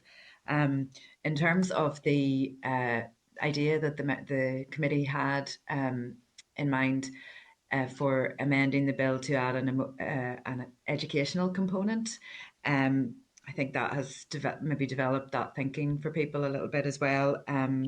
So I've asked the bill clerks to think about how to draft an educational component that might be inserted into the bill to require a programme of education or training, some of which should be on a co-educational basis, to align with the rollout of this free period product provision, with some focus on sustainable options and somehow to address matters of dignity and sensitivity. So I think the term period stigma, which was used in the Commissioner's presentation, is key to that as well. Some of those ideas came from SIA's evidence about the work that they had already done to promote the DE pilot. But members, do keep in mind, just as we're going through the sessions today, just about that amendment and how you would like to define it, so that we can get it drafted. Okay. Thanks. We're already 15 minutes behind schedule, folks, so I need to keep us moving as promptly as I can. Clerk, am I right that, members content to agree those actions? Any other brief comments? Agreed? Agreed. Yeah, Diane, you're waving up here. Yes? Sorry, I couldn't find the unmute button. Oh, excuse me. When we were going through the Integrated Education Bill, there was a lot of concern about what was within the scope of the bill. The amendment that the clerk just outlined, are we sure it's within the scope of the bill? Clerk? For the untrained and for people like me who haven't done bills before. You're right, Diane, that scope is the main admissibility criterion for amendments to bills. So because this is not finalised yet, the bill clerks haven't had the opportunity to consider whether it's within scope. Scope decisions are for the Speaker in the final analysis and will determine what goes on the Marshall list of amendments for amending stages, so for consideration at consideration or further consideration stage. So we can't entirely foretell at this stage the scope question, but the bill clerks will advise us later in the meeting about that. Okay. Thank you. Okay, members. Clerk, am I right that we're now hearing from the department in relation to the CPR minimum content? Yeah? Yes, Chair. Yeah, okay, before returning to period products bill. Okay, members, then agenda item 8 is our oral briefing from the Department of Education on the Education Curriculum Minimum Content Amendment Order Northern Ireland 2022 SL1. Can I ask broadcasting to remove members from the spotlight and to add our witnesses? The Education Department introducing secondary legislation to address the introduction of CPR training and AED awareness in schools as proposed in the Education Curriculum CPR and AED Bill sponsored by Colin McGrath MLA. Can I refer members to a briefing note from the committee clerk at page 3 of tabled papers, correspondence from the Department of Education at page 211, correspondence from Colin McGrath MLA indicating his intention to withdraw the Education Curriculum CPR and AED Bill, and stating that he is content that the order being delivered by the Department for Education satisfies the aims and objectives of his bill at page 5 of tabled papers. Can I also refer members to correspondence from the Examiner for Statutory Rules at page 6 to 11 of tabled papers, and a research paper on CPR and AED in schools which finds that legislation can only be part of the solution at page 15 of tabled papers. And give a very warm welcome to Sam Dempster, the School Admission Team, Department of Education, and Dr. Suzanne Kingan, Director of Curriculum, Qualifications and Standards at the Department of Education. You're very welcome. Thank you. Thank you, Chair. Are you content for me to go ahead with the opening remarks? Yes, thanks. Yeah. Thank you, and thank you for the opportunity to brief the committee today on the Department's proposal to make CPR training and lessons in the use of automatic external defibrillators, or AEDs, a mandatory element of the statutory curriculum at Key Stage 3. We provided an SL1 to the committee immediately prior to the Christmas recess, and following today's session, we would plan to lay the regulations before the Assembly as soon as possible. As the SL1 form notes, the proposed rule amends the Curriculum Minimum Content Order 2007, which was subject of much discussion in your previous session. It inserts reference to CPR training and AED awareness in Table 5 in the table at Part 5 of Schedule 2 under the heading Learning for Life and Work. This amendment builds on the work the Minister has already undertaken. Committee members will recall that in September, the Department wrote to all post-primary schools setting out the expectation that they will introduce CPR training at Key Stage 3 from September 2022. The current proposal gives a legislative basis to this expectation. The new mandatory elements of the curriculum will therefore form part of the delivery of Learning for Life and Work at Key Stage 3. At Key Stage 3, it is already a statutory learning outcome that pupils should develop an awareness of emergency first aid procedures. The amendment on CPR and AED will entirely complement this objective. Learning for Life and Work is really the ideal context for learning about first aid and CPR. It provides opportunities to develop practical knowledge alongside the skills and attributes necessary to put such knowledge into practice in a real-life emergency. So CPR training will be accompanied by work on the development of self-confidence, on empathy, and on learning to identify and manage risk. Of course, legislation is only one part of the answer, and the Department will commission SEA and the Education Authority to develop and provide a range of bespoke resources and training to support this universal rollout of CPR training at Key Stage 3. They will work closely with key stakeholders, including the British Heart Foundation and the Northern Ireland Ambulance Service. Further guidance will also be provided by the Department, signposting additional support and training. And it's so important that we ensure that our schools feel that they have the confidence and capacity to roll out CPR as a mandatory element of the curriculum at Key Stage 3. I know the committee has been considering Colin McGrath's private members bill in relation to this issue. That bill requires the Department to include CPR training and AED awareness in the curriculum minimum content order. It is not time bound, and it only creates a requirement for us to amend the regulations at some future point. By contrast, in bringing forward the current amendment, the Minister is making an immediate change to the statutory curriculum. This achieves all of the objectives of the private members bill and negates the need for primary legislation. So in conclusion, we would hope to lay the revised order as soon as possible. That will provide clarity for our schools as they plan their curriculum for September 2022. And I believe it will also provide the assurances to members and to wider society that this critically important issue has been addressed. Thank you, Chair, and we are, of course, happy to take any questions on this issue. Thank you, Suzanne. Fantastic news. Big step forward for the inclusion of CPR and AED on the statutory curriculum.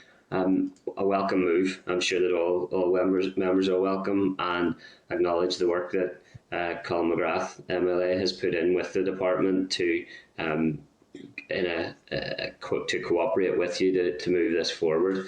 A couple of quick questions. The text that will go into the Education Curriculum Minimum Content Order 2007 will read that pupils should have opportunities to receive training in CPR and AED. Does should still constitute a mandatory requirement because it is in that minimum content order? Yeah. Yeah, should is an imperative, and that's the basis for the entire curriculum. So CPR and AED will be no different than any other mandatory element of the curriculum. Once it's in that minimum content, that's the legal minimum that all schools must deliver. So it absolutely makes it a full part of the curriculum, Chair. Okay. I think, Chair, also, if I could just come in on the back of that, the wording reflects the wording of the principal order. So it follows the convention that where you're amending an order that you use the wording type of wording that's in the principal order. So it does that. Okay, that's great. And you referenced some of the conversation earlier in terms of the wider issue of the education curriculum minimum content order. So this, as far as I can see, is a demonstration of the ability of the Department of Education to amend that education curriculum minimum content order when it deems it necessary to do so, which is an interesting learning for all of us as well. So yeah, no, delighted that and obviously the insertion of that requirement in learning for life and work personal development section will pertain to particular stage. Is that key stage 3? Yes, it's key stage 3 at post-primary, 11 to 14-year-olds. Okay, that's great. Look, some real progress made there. Some work still to be done, and I think the Education Committee is still awaiting a response to our request for information on the nature of training and support provided to schools this year, and what that will look like once the minimum content order has been amended as well, and also in relation to the arrangements for monitoring the delivery of CPR and AED training in schools. But we're happy to get that at a future date and to bring other MLAs in, hopefully briefly, given what we still to get through as well, because I think that's a really clear and positive step forward. Thank you. Can I bring in Pat Sheehan, MLA, Deputy Chairperson, please? Thanks. I have no questions, Chair. Thank you. Thanks, Pat. Can I bring in Robin Newton, please? Thank you, Chair, and can I thank Sam Dempster and Suzanne Kingan for being with us today, and thank the Minister for taking this step. I think it's a very, very positive step. Particularly want to thank Colin McGrath for the work he has done around this, Chair. I think it's been, along with the British Heart Foundation, it's been an amazing, speedily addressed, professionally addressed. I think maybe either Sam or Suzanne would comment around this, and they are dealing with the educational inclusion in the curriculum and so on. But indeed, I think there is a wider consideration on this. These skills are about building, and it's not too strong to say, building a community of lifesavers. And if we develop these skills and the growth of these skills within the schools, then those skills actually transfer over a long period of time into the community. We are seeing a strong campaign for defibrillators, and indeed, in my own case, recently took part in a campaign there to purchase a defibrillator and to erect it in a community area. And I suppose we all know someone who has suffered cardiac arrest, some fatally, Chair. Can I just ask, how might the schools link with a more wider community aspect on this, and indeed as developing those skills they transfer out into the community?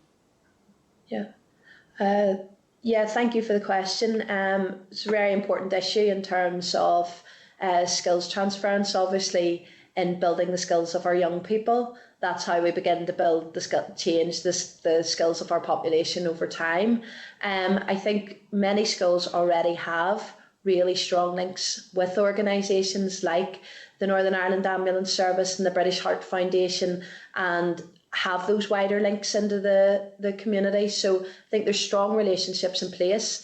I think in the work that we're going to do with SEA and with the Education Authority, there's the opportunity for us to build on that and consider partnerships and consider how both external agencies can support our schools, but also then how our schools can reach out into the wider community. So we will definitely give that some thought as we take forward the more practical work around implementing the change to the regulations. Okay, Chair. So I welcome the fact that this is to be done as soon as possible or as soon as practical. I think that's essential. So thank Suzanne and Sam for being with us today. Thank you, Chair. Thanks, Robin. Members, I have really limited time on this particular agenda item, so I would ask people to keep any questions and comments to a minimum. Can I bring... Sorry, excuse me for a second. Can I bring in Daniel McCrossan, MLA, please? Thanks.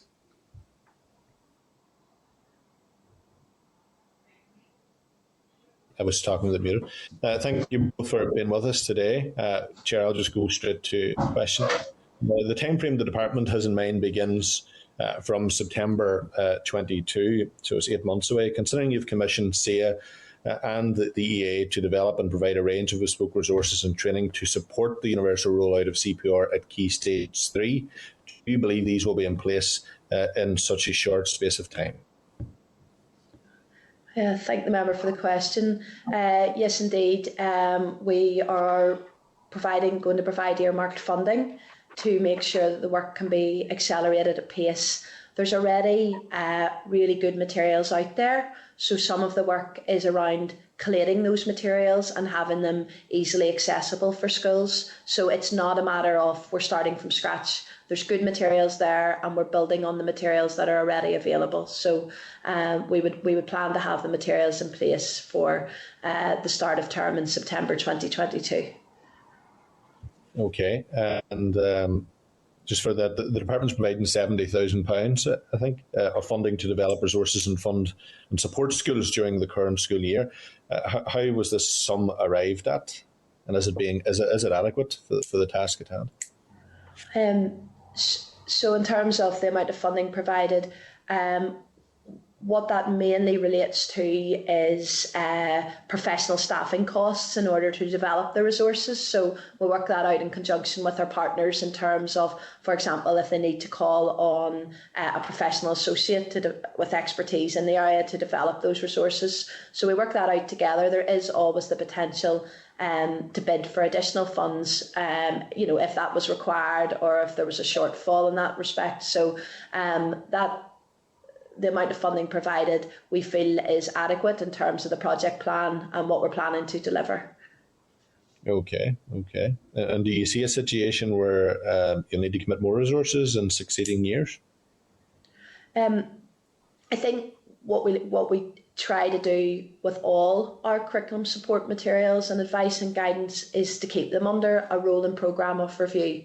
Nothing is developed and then put on the shelf and forgotten about to become out of date. It's really important that there is that ongoing, and CPR and AED is exactly the same as any other area of the curriculum. Of course, it'll be kept under rolling review. If there's any new developments in the area, it's really important that we keep our information and our guidance up to speed with that. So, of course. Okay, thank you. Do you have a date in mind for when the department will be publishing the further information and guidance, signposting the additional support and training? I think we would aim to do that before the end of the current academic year. Okay, that's helpful, thank you. And finally, you tell us that your proposal will achieve the same policy intention that my SDLP colleague, Colin McGrath, was seeking to achieve without recourse to primary legislation. What makes you sure of this?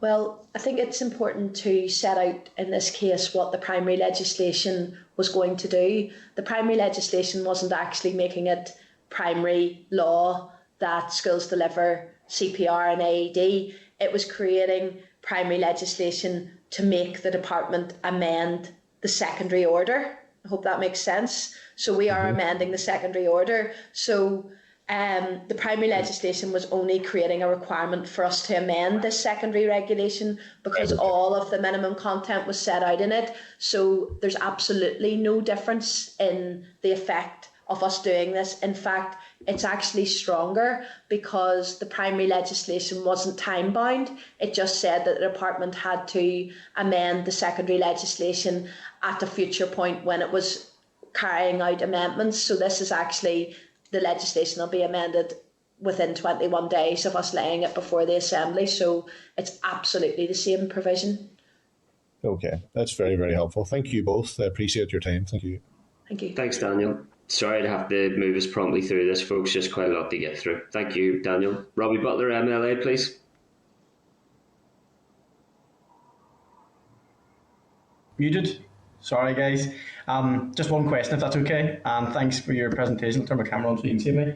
Just in regard to the pupils that will avail of the training, obviously standard schools and young people in schools would be no problem. But what about young people who are in EOTS or also in special schools in terms of the provision for this? Has that been sort of mapped out further to ensure that, as far as is practicable, that all children get an opportunity to avail of the training?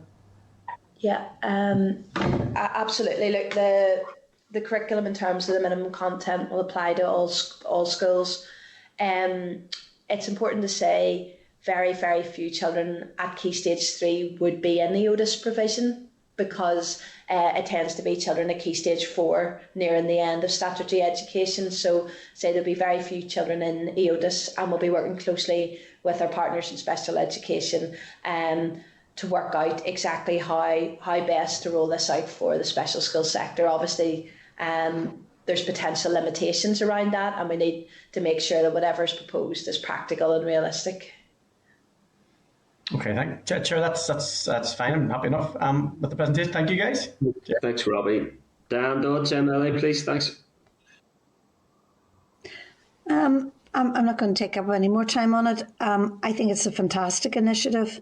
Heart disease is one of the major killers in Northern Ireland, and to create a community of people who can and know what to do in a very specific situation is an amazing thing to be doing. So congratulations to the department, to the Minister and to Colin McGrath for all the work on this. Thank you.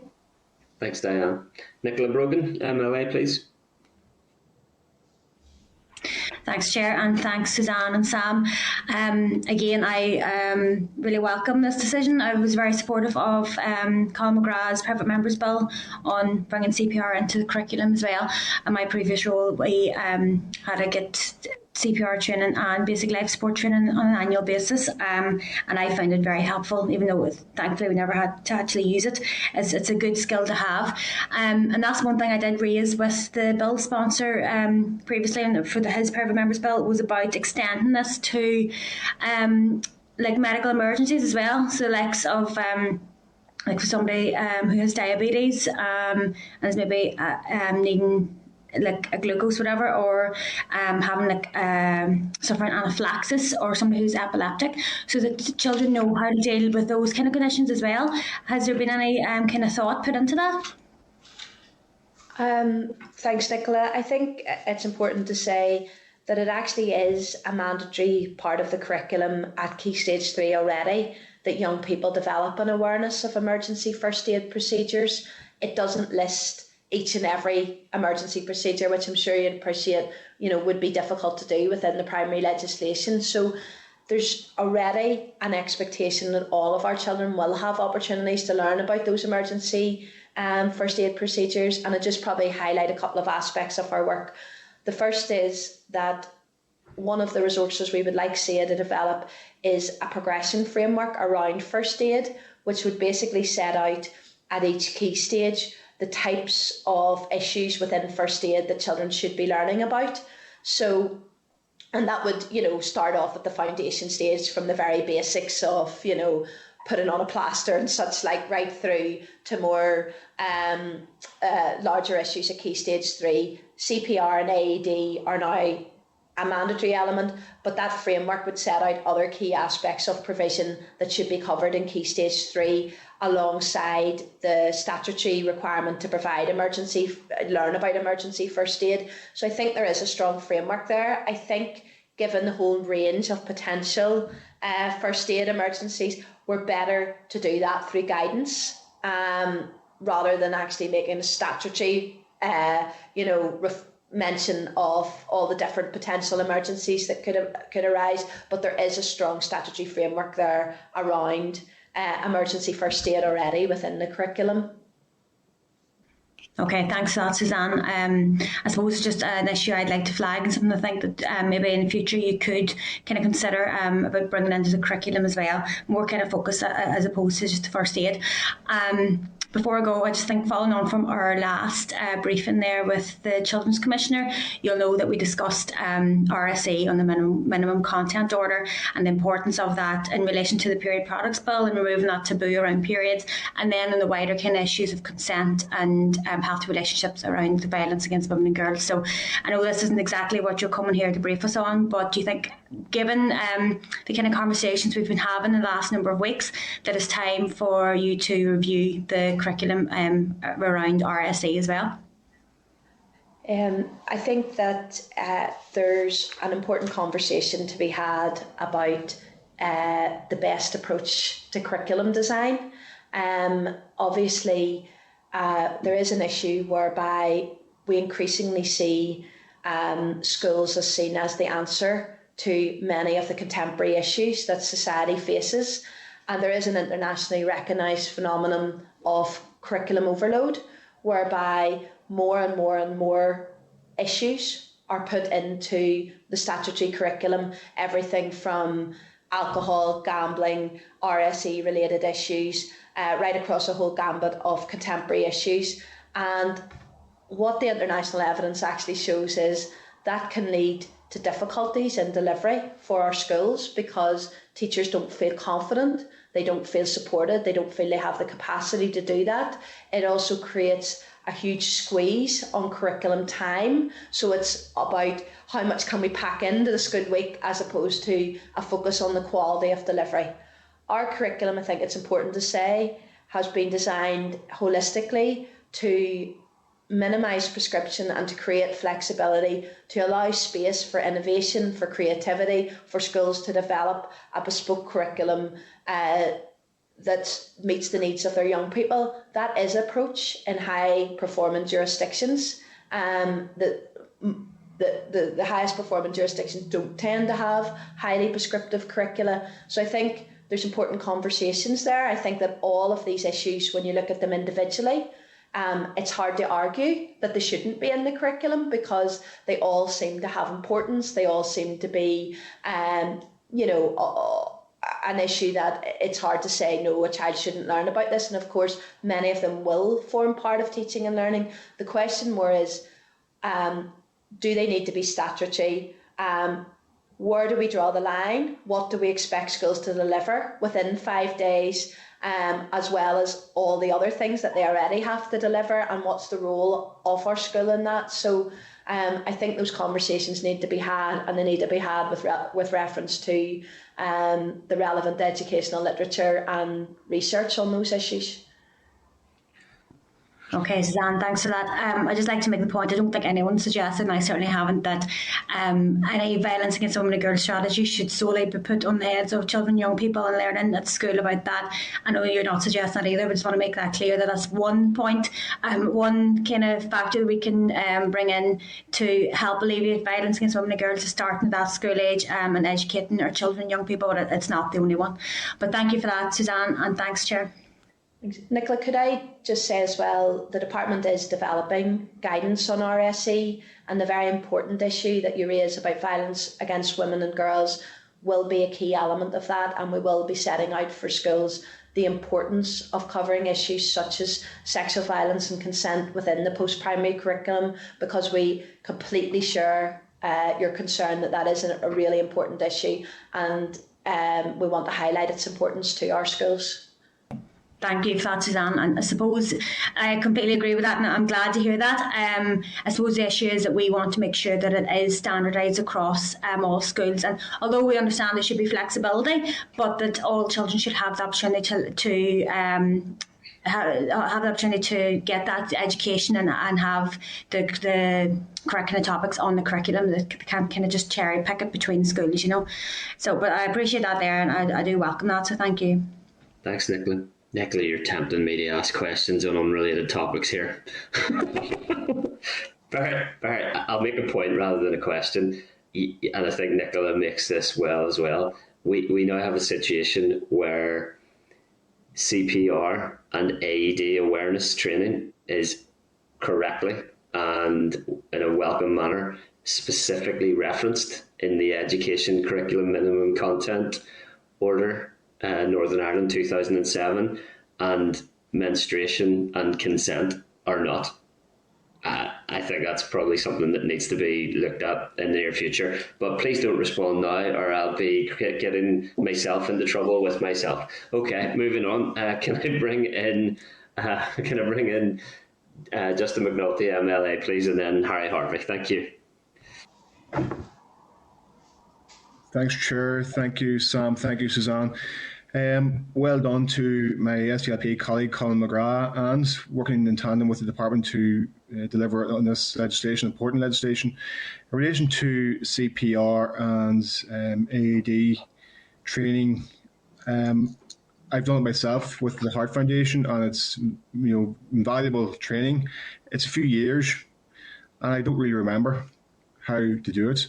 So my question is, CPR training is not like riding a bike. Once you learn, that's you done for life. It's different. You need refresher training. So two parts of this question is there a practical part of it? You said you're going to be engaging with stakeholders and involving the British Heart Foundation and the ambulance service. Is there a practical element with mannequins associated with this curriculum guidance, and how often is it going to be repeated and refreshed? Is it only for Key Stage 3, or will it be refreshed throughout the children's education in secondary school? Yeah. Thank you, Justin. So in terms of what is statutory, it will only be a legal requirement for schools to provide it at Key Stage 3. However, in terms of the guidance that the department's going to develop, you're quite right. It is important that it's refreshed, and we're going to suggest to schools that they would provide refresher training at Key Stage 4 and also post 16. You'll know there's no statutory curriculum at post 16 because it's not compulsory, but we will strongly encourage our schools to provide that refresher training right throughout their time at post primary. I know that some schools already do that, and some schools already provide it actually on several occasions at Key Stage 3. So there'll be that minimum requirement to do it then, but we'll be strongly encouraging refresher training even at the point where education isn't compulsory or statutory as such. Sorry, I've forgotten the other part of your question, Justin. Sorry, was it? Oh, yes, about the resources, yes. So the British Heart Foundation have actually rolled out a new programme for schools, which is very much about building the capacity of practitioners to develop training. So there's packs with mannequins and DVDs and such like that are provided to schools to help upskill school staff around this issue and kind of maintain that capacity to refresh and offer the training without always relying on external support, because that's what we want. We don't want to have a position where indefinitely our schools are reliant on external support to deliver part of the curriculum. We want to upskill key members of staff and allow them to roll it out to our children, and to keep refreshing and updating their knowledge and understanding. So that will very much be part of the support that we're hoping to provide to schools. Excellent. And you mentioned also that you're bringing in self-confidence and empathy and identifying and managing risk. And you've mentioned stakeholders in relation to CPR. Who are the stakeholders in relation to self-confidence, empathy, and identifying and managing risk? And is there an element in the education programme or the syllabus now in relation to talking about identifying risk in relation to social media, in relation to responsibility on social media, in relation to the consequences of making comments which at a later time you may regret? Yeah, I don't have a copy, very remiss of me, of the minimum content order here, but I do think there is some reference in it to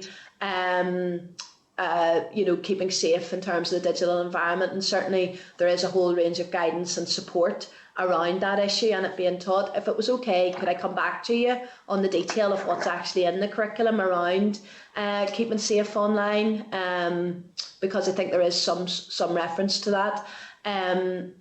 Really important issue, and one that does form part of the Learning for Life and Work curriculum. In terms of empathy, self-confidence, the personal development skills of the Northern Ireland curriculum really strongly want all of our children to develop all those kind of softer skills, those important life skills around critical thinking, information management, communication, all of that. They're equally important, and they are an important aspect of the Northern Ireland curriculum already, that should pervade every area of learning.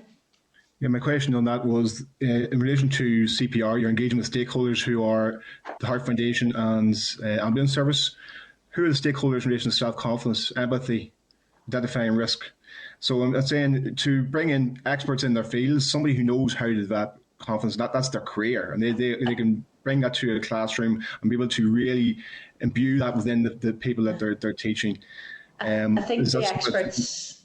Sorry, Justin. I think the experts in that field are our teachers, who every day build empathy, resilience, self-confidence in children as part of the curriculum. And, I think it's really important that we recognise that the place of, yes, external support has a role in supporting our teachers and our schools to deliver the curriculum, but they're the experts in pedagogy and delivery and in teaching and learning. And it's about empowering our schools and empowering our teachers to do their jobs rather than a reliance all the time on external support. I hope that makes sense. No, that's a good answer. Good answer. Very good answer, Suzanne. So thank you very much. Thanks, Justin. Harry Harvey, MLA, please. And thank you very much, Chair. And thank you, Suzanne and Sam McKeon. I would just like to, first of all, thank Colin McGrath for his enthusiasm on this matter and appreciate that he is now content with the order being delivered by the Minister. It is such important information to be shared with our children. Indeed, it's life-saving. So it could also create an interest for future doctors and nurses even. Would that be something we could even encourage through our careers teachers maybe? Thank you. Yeah, I think we do see really good links. Some of the qualifications at GCSE and A-level do include CPR training, so qualifications like PE would include knowledge of first aid procedures and things like that. So I think one of the things we can do in terms of a framework, a progression framework for first aid, is link through to those qualifications that have first aid and knowledge of first aid and things like CPR as part of them, so young people can see where they might progress after Key Stage 3. So I think that is an important point. And we want to make sure, the main thing we want to make sure with our curriculum is that young people have a progressive experience, that what they begin to learn at the foundation stage, that they're able to build upon throughout their time at primary school and build upon then at post-primary to a point where their knowledge and their expertise increases and increases and they feel really confident. We don't want to be having a situation where children, start to learn about CPR, not having understood any of the other basics about first aid. So we want to build them right through the curriculum and have that continuity of provision. It's so important, and right through to qualifications then at an older age. Yep, appreciate that, Suzanne. And yes, indeed, while it's doing good, it's also an opportunity. Yep, so glad that that's been looked at. Thank you very much. Thank you, Chair. Thanks, Harry. Thanks to Suzanne and Sam for the presentation and the good news of the secondary legislation that is being brought forward to specifically include CPR and AED on the statutory curriculum. As other members have acknowledged, the work of Colin McGrath, yourselves in the department and the Minister, really welcome cooperation on a really important issue, and a good example of a format that can perhaps be used for some other issues down the line as well. Then thanks very much indeed, folks. Thank you. Thank you. Thanks so much. Thank you, Chair. Okay, Clark, any actions or comments from that briefing? I think you're on mute, Clark. Thanks. I think that briefing was really helpful in bringing together those strands of work, Colin McGrath's work and the committee's inquiry and the department's work. So with the Hansard of today, and there's some outstanding just research detail that the department is going to provide, I propose that we put together a little committee stage report on this, even though we're not needing to do a clause by clause scrutiny of it in the end, just to say what's happened and present that to the Assembly, if that's all right with you. Members agreed? Agreed. That's great. Thank you. Thank you. Okay. Move on then to agenda item 9, and which is the oral briefing from the Period Products Free Provision Bill sponsor, Pat Catney, MLA. Can I ask Broadcasting to remove members from the spotlight and to add our witnesses, and give a very warm welcome to Pat Catney, MLA, and I think Johnny McCarthy, Researcher Assistant, Pat, as well. You're both very welcome. Pat, over to you. Thanks very much, Chris. I just want to thank you and your committee for once again giving up some of your precious time to allow me to speak on the Private Members Bill, particularly after the extraordinary busy week you've all had with the Integrated Education Bill. Though I must ask what the Chair yourself has done to offend someone in the Business Office who scheduled the longest consideration stage ever on his birthday. Happy birthday again to you anyhow, but happy some birthday present. I also want to particularly thank Evie for keeping me informed of the committee's progress and for making sure I had plenty to consider for today. I really have to go out of my way to thank the Minister, McElveen. Thank her for being open, direct and honest and giving me that quick response in order to try and progress this as much as possibly can. I just wish some of the other ministers would have been as speedy and as open and as forthright. I want to thank the committee, all of you, for sharing the departmental responses and the amendment proposals with me from the call for evidence. I want to take some time to go through particularly what the departments have said. As one general point, a lot of the discussion in both departmental responses has been regarding Clause 2. Due to this, I would be concerned that the departments have misunderstood the scope of the clause. It is worth restating that Clause 1 is a universal scheme where people are given access to products to fulfil all of their needs. In an ideal world, the provision in Clause 1 would remove the need for provision in Clause 2. However, in reality, this is not the case. People may accidentally leave products at home, a period may come on suddenly, or they may not have taken up the opportunity to receive products in Clause 1. The point being that although there will of course be work in setting up the schemes under Clause 2, the ongoing costs and commitment should be very low. In addition, Clause 2 creates a framework to allow departments to name which public bodies will fall under the duty. I would hope to see provision in as many places as possible, but it is up to departments to decide how best to make products reasonably acceptable and accessible under the requirements in Clause 3. For example, the Department of Education state that the Youth Council could fall under the definition of a public body in the bill, yet they have no premises, to which I say, then do not name them as a public body. That falls under the duty in Clause 2. Moving to more specific points brought up by the Departments of Education has queried the phase public bodies within the functions of departments in Clause 2, suggesting it could be clearer. I watched the evidence session with the department, but I did not hear any alternative wording or proposals, Chair. I don't know if the committee is aware of a better form of words, but if there is a better suggestion, I'm happy to bring an amendment to clarify this. The Department of Education suggested that Clause 2 should place the duty to provide products on managers of each type of school in Northern Ireland. There is a need to understand Department of Education intention with this change. It would be important to make clear that the Department of Education would need to fund the provision and school managers would not be asked to find funding for period products in existing budgets. The Department have said that Clause 2.3 could perhaps be restricted to persons with a legitimate cause to be on those premises.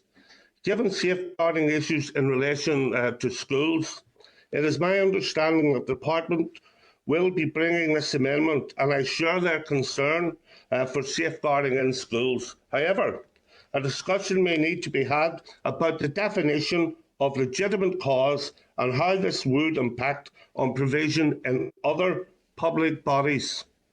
In clause 27 to 29, the Department would like the phasing of public service bodies used throughout, and I have a number of amendments drafted to do this. Department of Education is concerned that under the current drafting of clause 3.2, it could be construed that schools are a location open to the public when not in normal use, and that an obligation could be placed on schools to make available period products to the general public. This is definitely not my intention, and I have drafted an amendment to include the phase persons in its premises to clauses 3.2. Department of Education considers that with the current wording of clause 4.2, once one set of regulations is set under clause 2, that a requirement for all departments to issue guidance may be triggered. This is not my reading of clause 4.2.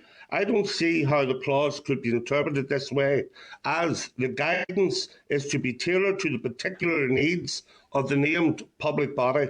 It would therefore be impossible to do so before the particular body is named. Department of Education suggested that the matters referred to in clause 4.3 should be listed. I am not sure of the benefits, as the wording of this clause follows exactly the wording of clause 6b 3a of the Scottish Bill, and there has been no issue. Department of Education suggests that clause 4.4 be amended to make it clear that public service bodies must have regard to the guidance provided by its relevant departments.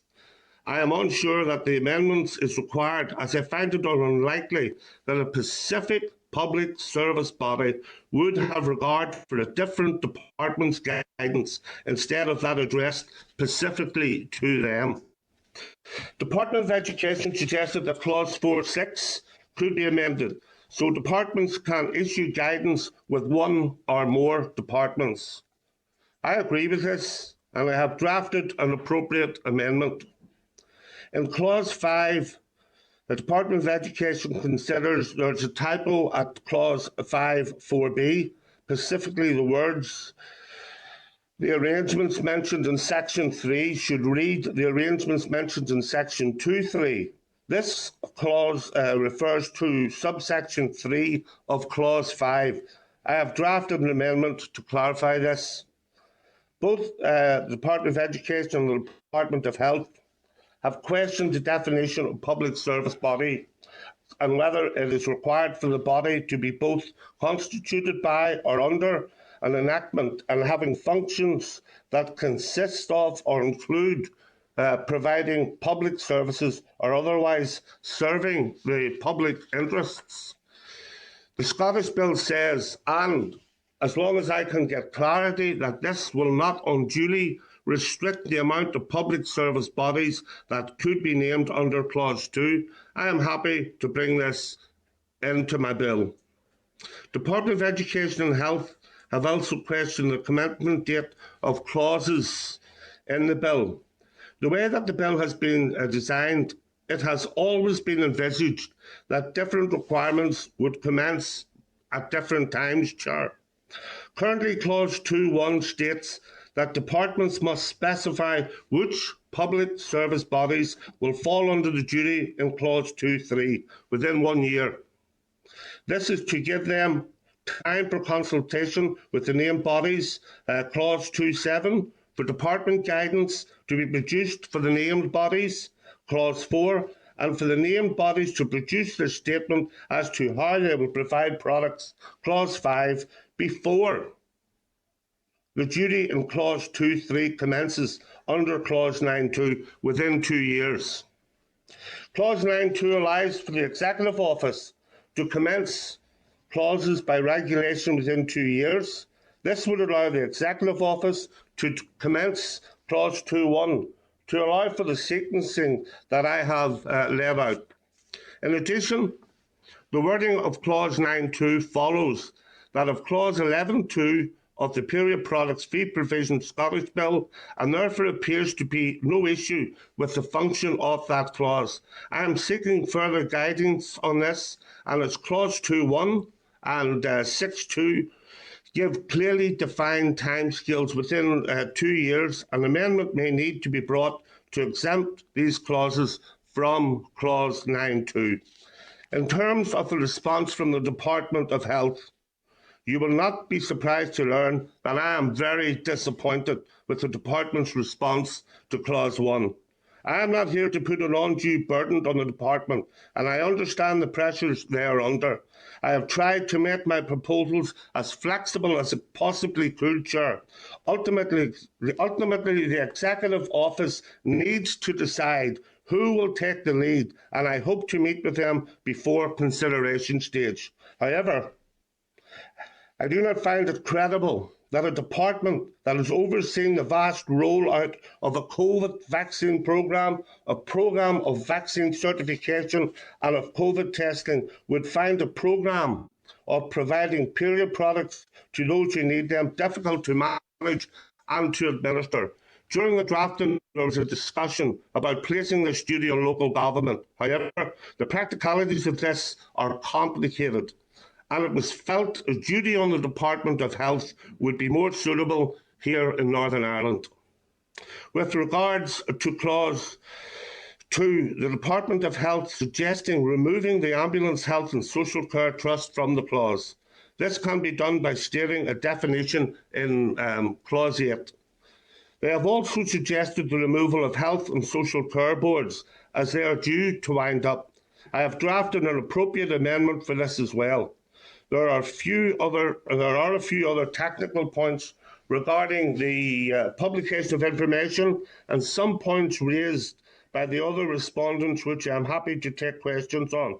If I could highlight one point brought by the CCEA with regards to educational settings other than schools and youth settings, I may need to have further discussions on youth settings. But while the Department could name these bodies under Clause 2.1, one of the purposes of the clause to make sure products are available in educational settings, and therefore I think educational settings other than schools should be explicitly named in Clause 2.2. Thanks everybody again for the opportunity to speak to you this morning. Thank you.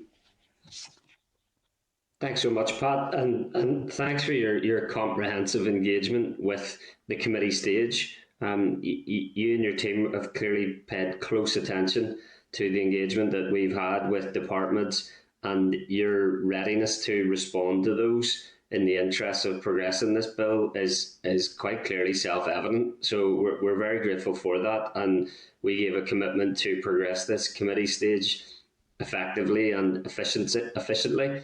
And we're on course to do that for you. So we're grateful for your time with us today to help us to achieve that.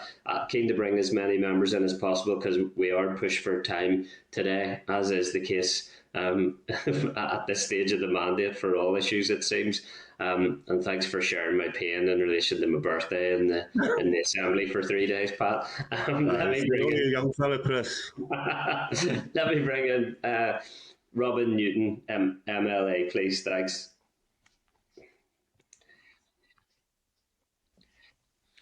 Thank you, Chair, and thank Pat for coming to us. I don't have any specific questions about any of the clauses within the bill at this stage, Pat. It's more of an overall look at the bill and finding a real home for the bill. And you already alluded to the fact that you were, I think the word you used was disappointed at the response of the Department of Health to your bill. And I suppose, and I raised this at an earlier part of the meeting when the Children's Commissioner was with us. we're only seeing at this stage what might be described as guesstimates on the budget required. I don't know if you've had a discussion with the finance minister at this stage. You did allude that you would be seeking a meeting with the executive on the matter of where the home and the budget source lay, whether it's in education or health or communities. And the key to that is really going to be the finance minister and what you can agree at the executive. In the overall terms of the budget, obviously addressing a poverty issue is in the interests of all of us. But it's within that context, Pat, rather than at this stage any sort of that bigger picture, rather than any concerns with any aspect of any clause within the budget. Thank you, Robin, and I thank you there for your analysis of what it is. The amendments will be back with us this afternoon, but the Executive Office are yet to choose a lead department, Robin. The Finance Minister refused to pay for the education pilot, so I will be meeting with Finance to make sure that we can find the funding for it. There still is work to go with it. In the financial memorandum, a high figure of 3.8 million is estimated, Robin, for the cost of the universal scheme. I have previously shared with the committee the rationale and the calculations that have gone into reaching this number. I am pleased that the Department of Health officials are in agreement with this number and have estimated the cost at around £3 million. I also noted that the Department of Education has stated that the cost of the pilot scheme is around £200,000 less than expected of the 0.7 million. Although my proposal under Clause 2 includes staff, as I explained earlier, due to most provisions being covered by Clause 1, I think it would be exempt to the costs for the department, similar or less than the 0.7 million amount. If that answers some of your questions, I'm happy to try and send you some of the other information that I have, Robin, just as to yourself, maybe to look over. Yeah, okay. I'm content with what you say, and obviously that is all within the your bill. I really just think, at what stage do you get a decision from the executive as to which is going to be the lead department? At what stage do you get in? Robin, I would fall on your greater experience and being an ex-chair or speaker to guide me on that one. I mean, I need to have the conversation, and they need to get in there, and someone needs to commit to it. Well, hopefully, we may get it scheduled. Hopefully, we may get it scheduled. Yeah, I'll only go on your expression there. You need to get in there to get a decision. And I'm sure your colleagues can get you entry into that. But I mean, I think in overall terms of an issue addressing poverty, that's something I suppose we would all want to do, Pat. But I think you still have a lot of work to do in terms of, and I think you're recognising that yourself. That's all my concerns, Chair. Thank you to Pat again for coming to the meeting. Thanks, Robin. Maybe just to supplement that and draw on some of the remarks you made yourself, Pat, just factually, the record will show that the Education Committee accepted committee stage of this bill when other committees wouldn't. And I think you've been fair as well, and the committee ought to be fair as well, and were fair last week, that the Department of Education has responded to the wider issue of period poverty and responded to your bill in a constructive way as well. I am concerned that we do need an executive department to take responsibility to respond to your bill, but the executive is made up of political parties. So all political parties have expressed support for progress on this issue, Pat. political parties will have to give account as to why they haven't stepped up in ways that they can via the executive as well. So we need to see progress on that, like you've said. Let me keep bringing the other members in as well then. Nicola Brogan, MLA, please, thanks.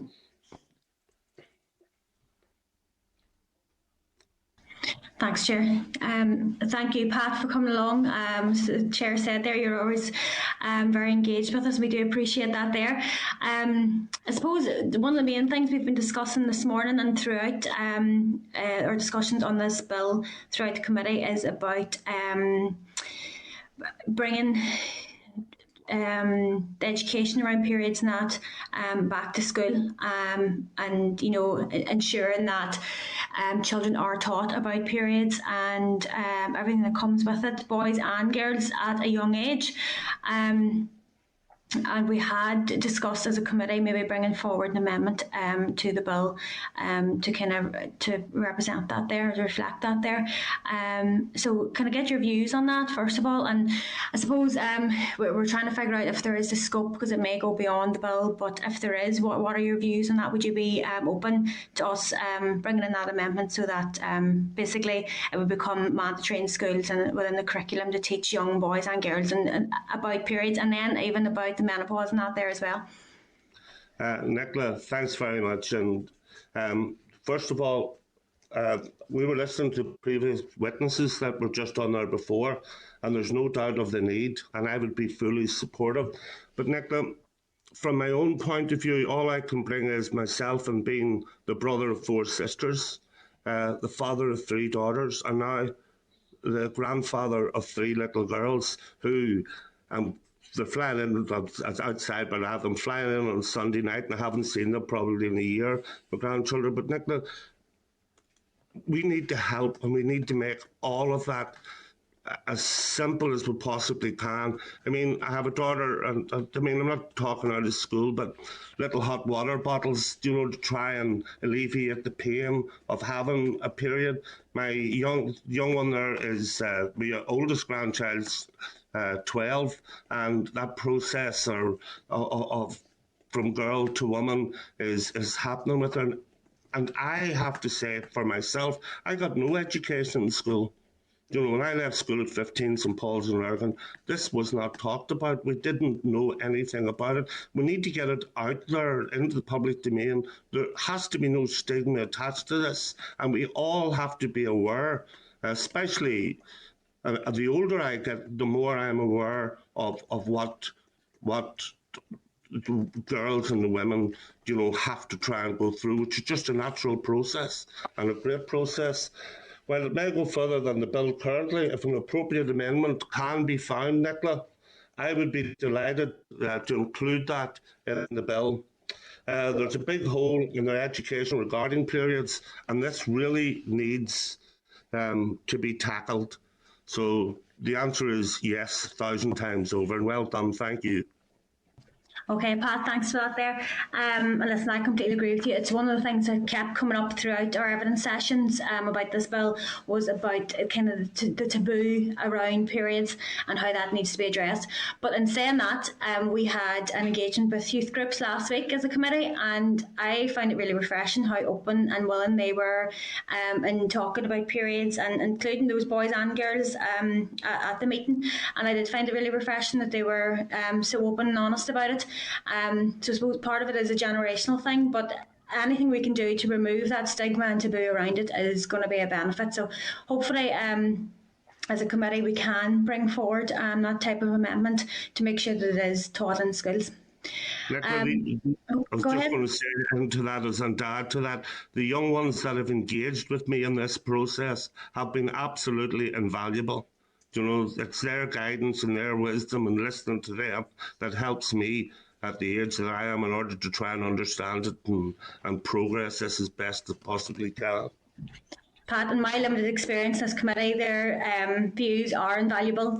We love having those youth engagement meetings because they are so important. And at the end of the day, they're the ones we need to be listened to when it comes to education and it comes to these type of topics. So the meetings we have are always really enjoyable. And as I said earlier today and at the meeting, I came away knowing more on Thursday night following that meeting than I did. I thought I knew all I need to know. So there you go. There's always something more to learn.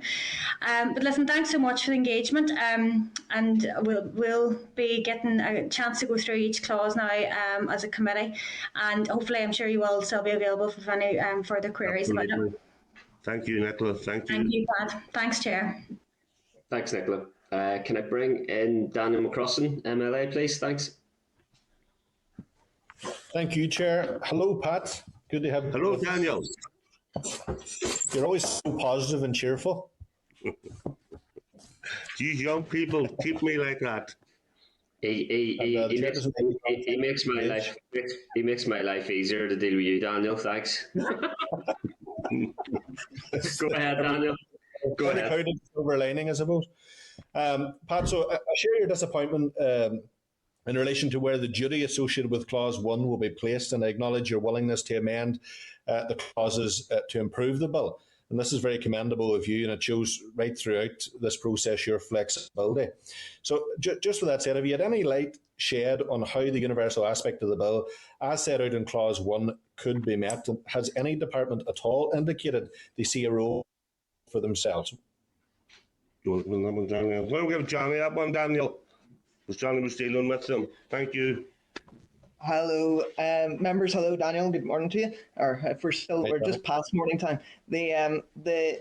Our engagement with officials has been very good. Particularly, actually, I shouldn't mention Sue Gray today because everybody has been mentioning Sue Gray over the last couple of weeks. But Sue Gray was actually one of the first officials when she was with Department of Finance and engaged with us, and she had developed a period poverty working group in Stormont. So there is key want and key desire, and through the drafting of the bill, there was actually, I wouldn't say a fight among departments, but there was engagement among departments about a want to take it on. Now, once the bill was drafted, that has certainly cooled off, to say the least. But the thing about the duty in Clause 1, it is a universal provision, and but apart from that, apart from the provision of period products, we have not specified anything further than that. As long as they are reasonably accessible, there's a reasonable range and it respects dignity. Therefore, there is complete flexibility within any department to take it on. We recently went through the guidance that was issued by the Scottish Government in September 2021, which we can share with the committee about the provision of the bill, and it gives good guidance on how this can be met. But again, there is still flexibility in there because you will need flexibility in any sort of scheme for universal provision, for example, with areas like rural provision, for provision with people with disabilities and other Section 75 groups. So that flexibility needs to be in there, and that's why the bill has been developed as is with that framework. Okay, I'm just a bit frustrated by, that no department is showing a willingness, I suppose, to accept responsibility as to where this will ultimately rest. So, given that there has been leadership shown in this regard in other jurisdictions, for instance in Scotland, which department takes responsibility for this? In Scotland? Yeah, no, so there's a confusion as to whether this should be under the Department of Health or whatever. Maybe it should be under Department of Communities, I don't know. But have you looked at other jurisdictions as to where the responsibility rests? Well, I personally think it should be under Health, Daniel, but that's myself as who started out on the bill. And yes, I've had really good engagement with the bill Lennon, the Scottish Monica Lennon, and she's been very helpful for all of that, or for us talking through that. Daniel, I also find it very frustrating that there wasn't a lead coming forward, especially with the engagement that we had prior to that with all of the departments at the meetings that we had that was set up under the chairmanship of Sue Gray. So, yeah, I feel that, like, coming from where I come from in the private sector, it just seems slow moving and a lack of a will in order to take something on. And as I heard, Daniel, in your earlier evidence sessions that people were given brief to you, this is not in isolation. It could be all joined up and make that agenda, that whole equality agenda, that on poverty. We can do this, but it's not bit by bit, but people just need to step up to the plate and take on the responsibilities that they have there. So the only thing was to say, go ahead, Daniel. I agree with you on that, Pat, but basically what I'm asking is that if there is reluctance on certain departments here to take responsibility because they feel it falls under the remit of a different department, can we seek some clarification from the Scottish model, for instance, as to where? So, for instance, is it the Department of Health? Is it department? What department there? Just as a bit of form of clarification. Daniel, we did look at the Scottish government, at the local government. So that's what it says in Scotland at local government level. But this was rejected at the drafting stage. Therefore, health chosen at that stage was chosen. Health. Okay, that's right. Okay, thank you, Pat. Thanks, Daniel. Okay, thanks, Johnny. Thanks, Daniel. Thanks, Johnny. Right. And Pat, can I bring in Robbie Butler, MLA, please? Thanks.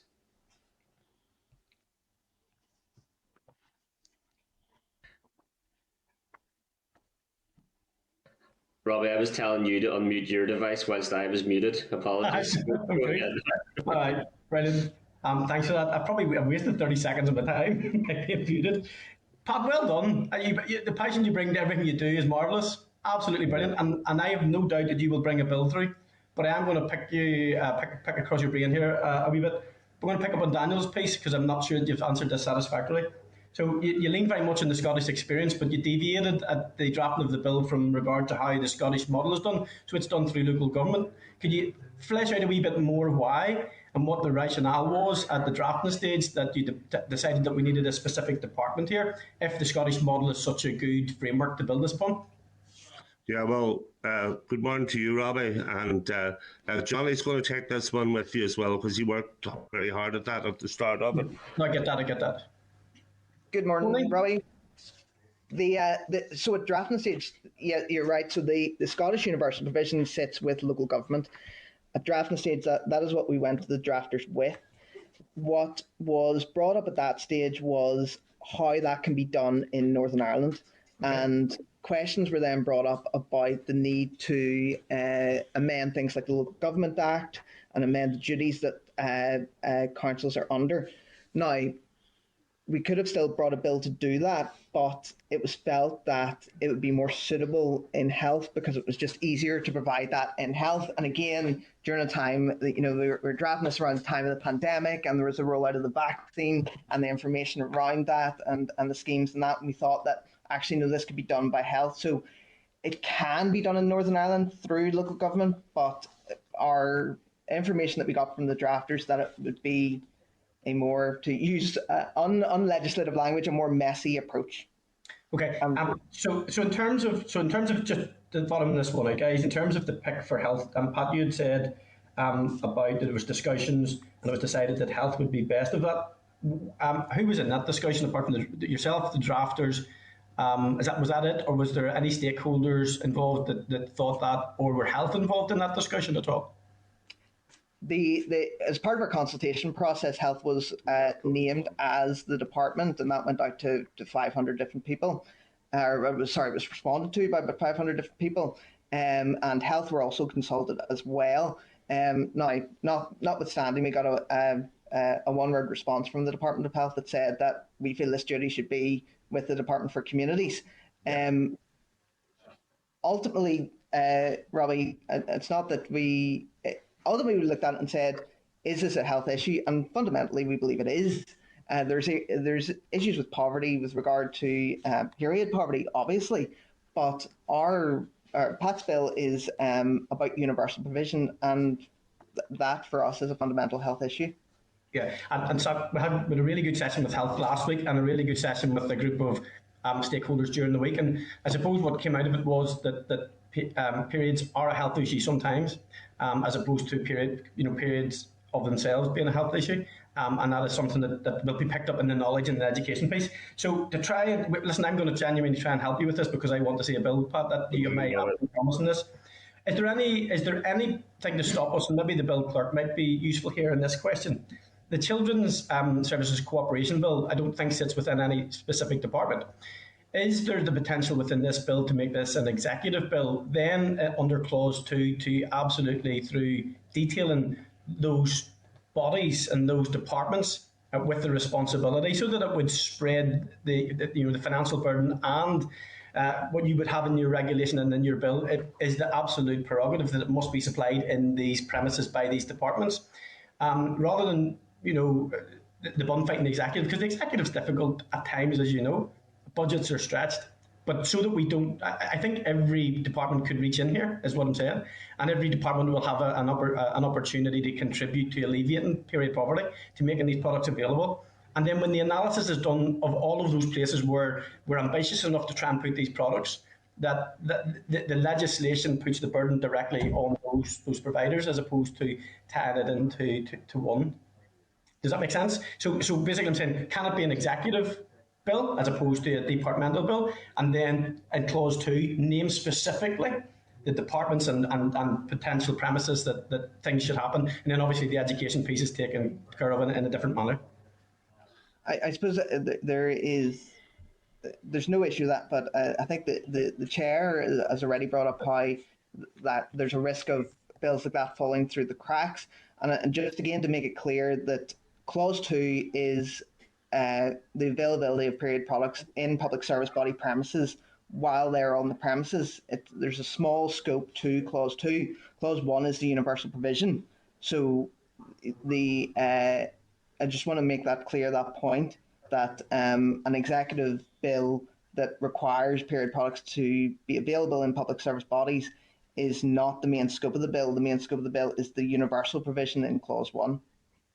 Yeah, and the universal provision, and the responsibility for the universal provision, does that rest on the shoulders of one department? And is that really at the crux of why we need a lead department on it? Yes. Whilst, see, I'm trying to think of the workings of it, how this pans down to making sure we get the products in, to people in the appropriate places and stuff. Robbie, can I come in? If we check the Department of Health and the overall budget within the Department of Health, and I've already stated earlier with you that I didn't want to place an undue burden, if you like, on them. The amount of money that is required in order to have this bill is small in comparison to the overall budget amount. So, and I believe that it will be less as it gets up and running. It will actually cost less in order for that to be administered and to look at, to work with. But the other part is, if you start going across different departmental bodies, what Johnny and what in fact what our chair Chris has said earlier, it tends to fall through. So I think we need to keep it focused where it is, and it's up to we need the executive, if we can get it, when we get it scheduled, in order to put out a lead partner on it. But I do think that the money and the amount of money can actually save money in the long run. I think in some of your costs, to be fair, Pat, I think you've indicated that upwards between 2 and 3 million in the first year, but possibly about £1 million of an annual cost, I think, is what the memorandum behind the bill sort of, and I don't think anybody will argue that would be money well spent. I think that's the thing. But listen, guys, I look forward to working with you on the bill. I really do. You're two very, very good guys, passionate guys, trying to do the best you can, and I wish you every success as you go forward, guys. Thank you, Chair. Good morning, Robbie. Thanks, Robbie. Can I bring in Diane Dodds, MLA, please? Thanks. Yeah, thank you. And thank you to Pat and to Johnny for the work on the bill. I have some issues that I will speak to separately about, Pat. Okay. But there are, I'm kind of unsure of the process. So a bill that doesn't have a lead department, as you say, is likely to be, I don't know where it goes, is the honest truth, and who has responsibility for the functioning of that bill. And sometimes when we can't decide in the lead department, it goes to TEO. And it just kind of gets swamped by everything else in TEO. So I can understand that you've chosen the Department of Health. That's fine. Why not the Department of Communities if you're going to insist on a universal provision? Well, I thought it said best with health, but that was my own personal decision that was out there. But as we progress this, and as I really think that I should put that up to TEO or to the executive or someone within the Bill's office or wherever it is politically in order for a department to take the lead on it. With me, everything fitted in best in health, Dan. That was where I felt that fitted in best. Johnny, we have done a lot of work on trying to get that through. So I'm going to hand you over to Johnny. I remember you telling me that I'm only asking this. I mean, I'm only sort of like flying a kite really in relation to it, because it seems to me that period, the issues that we discuss constantly around periods are really anti-poverty issues, and they are issues of disadvantage, and periods become a health issue when there is a specific, health related issue. But other than that, they are a fact of life. They happen all day, every day to any number of women across Northern Ireland. So they're a fact of life. And not being able to do something because you can't afford period products seems to me to be an anti-poverty issue and an issue around disadvantage as opposed to a health issue. I'm just asking. And who's the final decision in relation to the allocation of a lead department? I'm not understanding that either. Well, we went for when we had the call for evidence, it takes in just more than poverty. It takes in just probably development and growth. And my reasoning and my reckoning was where it tried to sit best and where we tried to progress the bill out. Johnny, we did engage with as much as we possibly could. Yeah, as I was saying to Diane, as I was saying to Robbie, the original discussion was looking at local government like it is in the Scottish Bill. But I said just to the amendments that were required to the Local Government Act and the duties placed on councils, it was felt that it would be cleaner to do it this way. Now, one of the things that we have been discussing since the Department of Health come back is pointing out the process for the change in the Scottish Bill, is that the Scottish Bill as drafted put a different duty on a different department than was in the final provision. So we're continuing discussions. We've reached out to Economy, reached out to TEO and to communities to try and have a discussion about where the lead department sits. Ultimately, for the bill, it doesn't take that much of a change, but we need someone to step up to the plate. Yeah, that's what we need. I suppose because clause 1 just names a department, and then the definition of the department is the Department of Health currently. If that is the Department for Communities, again, what we're trying to do is go back to the bills team and just see what are the particular restrictions with putting it on local government in Northern Ireland.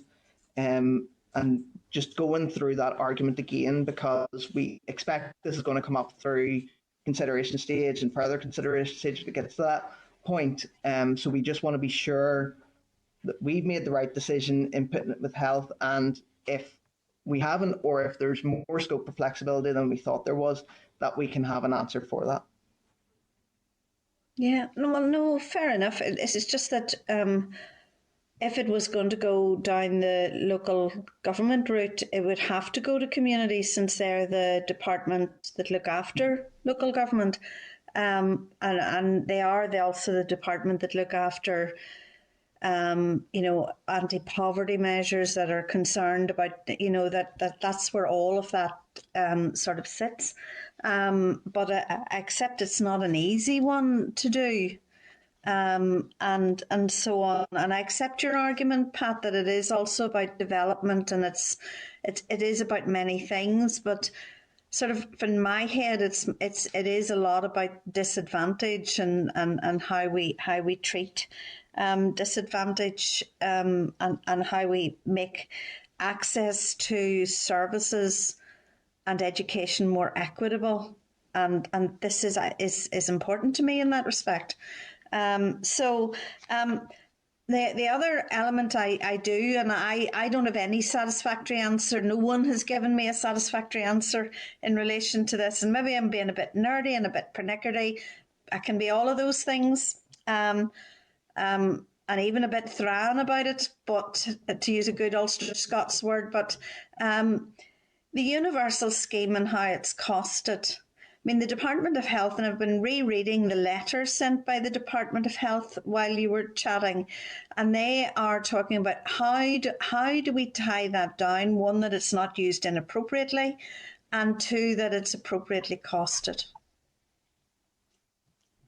Those are the main issues raised in the Department of Health letter around that universal clause. Well, in my workings, and what I have learned from speaking as it rolls out in Scotland, that people aren't abusive of this. That people that need the products that are there for them only use what they require. And on the whole costings, Dan, we've worked out the scheme of what they are and how they cost and how much each individual product costs and where it sits and how it's distributed. But I do believe genuinely that the overall costing will be less than the uptake, that we're going for the absolute maximum uptake. But I'm not sure that will be the case if the bill is successful and we're allowed to roll it out. Do you agree with that, Dylan? Yeah, and I suppose we're lucky with the information coming out from Scotland so far that shows that they are at the upper reaches of what they guess the cost to be, which for us would be that 3.8 million figure, somewhere around there. Again, it's been shown that it's not being abused in the Scottish model, and I suppose maybe we had a discussion about how it would be abused. Is it likely that someone is going to I don't know, get a multitude more products to sell on, or why that the scheme would be abused? But ultimately, the schemes aren't specified within the bill, apart from the provision of products. Under consultation and guidance, the departments can put caps to minimise any abuse of the scheme. They're free to do that. There is no restriction on them doing that with how the scheme has been drafted. But I suppose, and again, it is a difficulty that I know that the Department of Education had with the pilot scheme with regards to the unknown costs, and I know the Department of Finance had an issue with the unknown costs of the pilot scheme. We are lucky to have the information from Scotland for the similar scheme and how that's been taken up, but I understand the point that there is unknowns with the finances. Have you engaged with the Department of Finance around that the fact that we would be, again, essentially agreeing legislation? And I mean, I'm with you on the purpose of the legislation. I am with you on this, but good legislation, we should have an idea of how, one, it would be implemented, who would implement it, but also what the cost. So have you engaged with the Department of Department of Finance? At the very start, when I was starting off that whole process, what we had alluded to earlier there, with that Sue Gray, when she was the head of that department. So there was work carried out through there and on the costings of it. She was actually taking the lead with all of the departments, as Johnny has stated, and they were trying collectively to bring something forward in order to try and alleviate that. So on the actual figures and on the numbers, we have reached out to the departments. We have the same information we provided to the committee from the Public Policy Scrutiny. Sarah, I'm going to get that acronym wrong. Don't worry. Justin's very fussy about acronyms, so you need to watch. He gave us the costings. We have been on that, and what has been really helpful in that is that, similar to the Scottish scheme, it is showing that, so I believe off the top of my head, if everybody got access to period products for all of their needs, the cost of the scheme would be, I think, 12.6 million if everybody who could use the scheme did use the scheme. And that we see as that is the maximum possible cost. I appreciate that's a lot bigger than 3.8 million that cost on it, but that is the ultimate maximum. Therefore, we have shared that with the Department of Finance, and ultimately we'd love to meet to discuss to make sure that the bill is financed as it is. But we still feel that due to us knowing what that maximum figure is and all the reasons outlined in that document that speaks of uptake and how the schemes cross over, we believe that our 3.08 million figure holds up to scrutiny. And again, that is again shown with the provision in the Scotland bill, which is actually on the ground. Okay, thank you very much. I shall speak to you all separately as well. Yeah, thank you. Thanks, Diane. Appreciate that. Can I bring in Justin McNulty and then Harry Harvey to finish? Thanks. Johnny, Pat, how are you?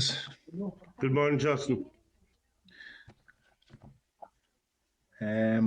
Listen, Pat, Johnny, thank you for bringing forward this legislation. I think you're helping change attitudes and open minds. And as Nicola alluded to earlier, we had a very engaging conversation, and Robbie as well. We had a very engaging conversation with the chair as well with a youth group last week, talking about periods and talking about it openly, which probably a number of years back would have been unthought of. And I think you are at the forefront of that, so well done. And the one question I have is, in terms of the poverty piece relating to this, there's two parts to this: there's poverty and the stigma, which are equally as important.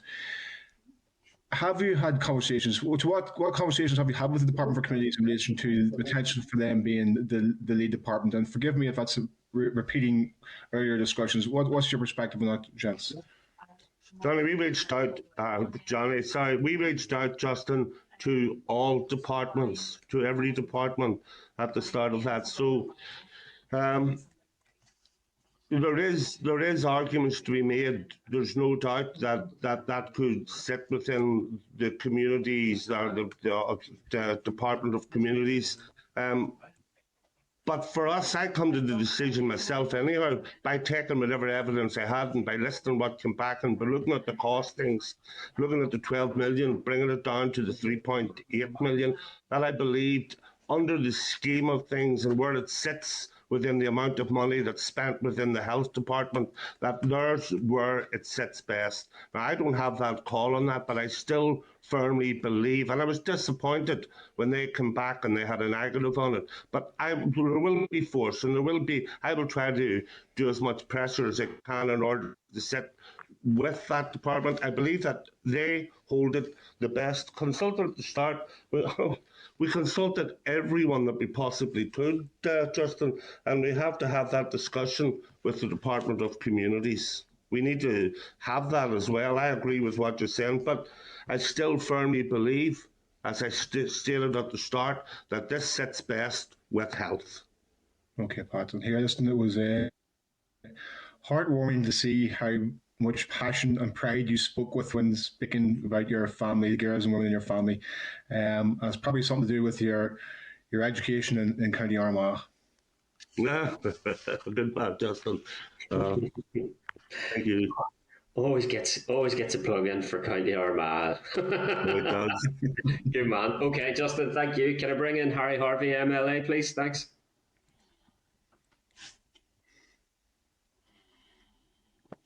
Sorry, apologies. Of course, Harry had another committee commitment. Okay, Pat, that's the end of our questions. Really, really appreciate it. That we will conclude our committee stage in the next few sessions and definitively by next Wednesday. And then the bill progresses for consideration stage, and parties and departments have to take responsibility to respond accordingly. But thank you for all the proactive work that you're doing on this matter. Really appreciate it, Pat.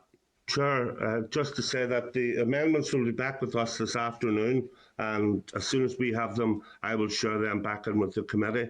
And again, at the start, I want to thank yourself, Chair, and all of the committee for that open engagement and help as well, and help and point us in the right direction. But we're not sitting here to say that we know all of it, and that for taking the lead department in this, Chair.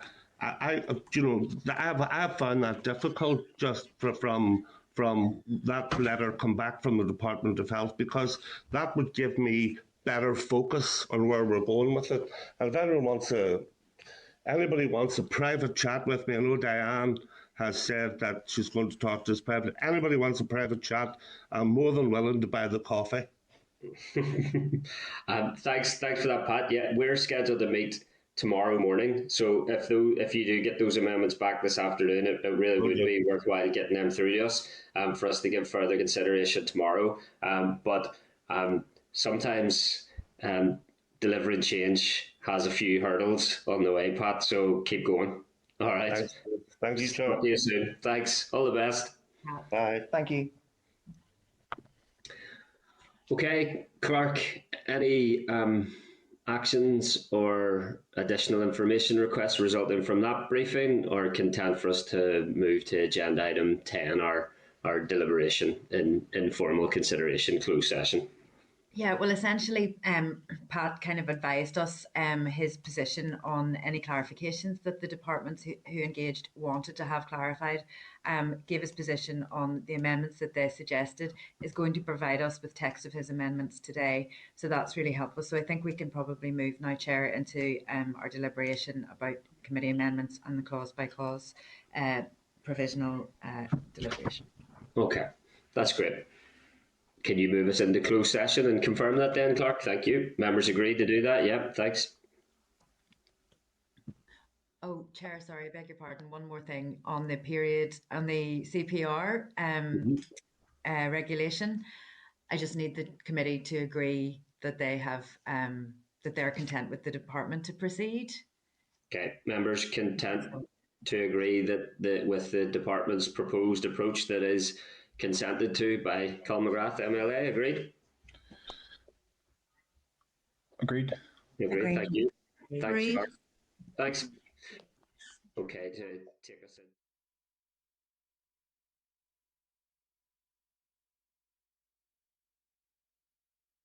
Room 30. This is the Northern Ireland Assembly Committee Room 30.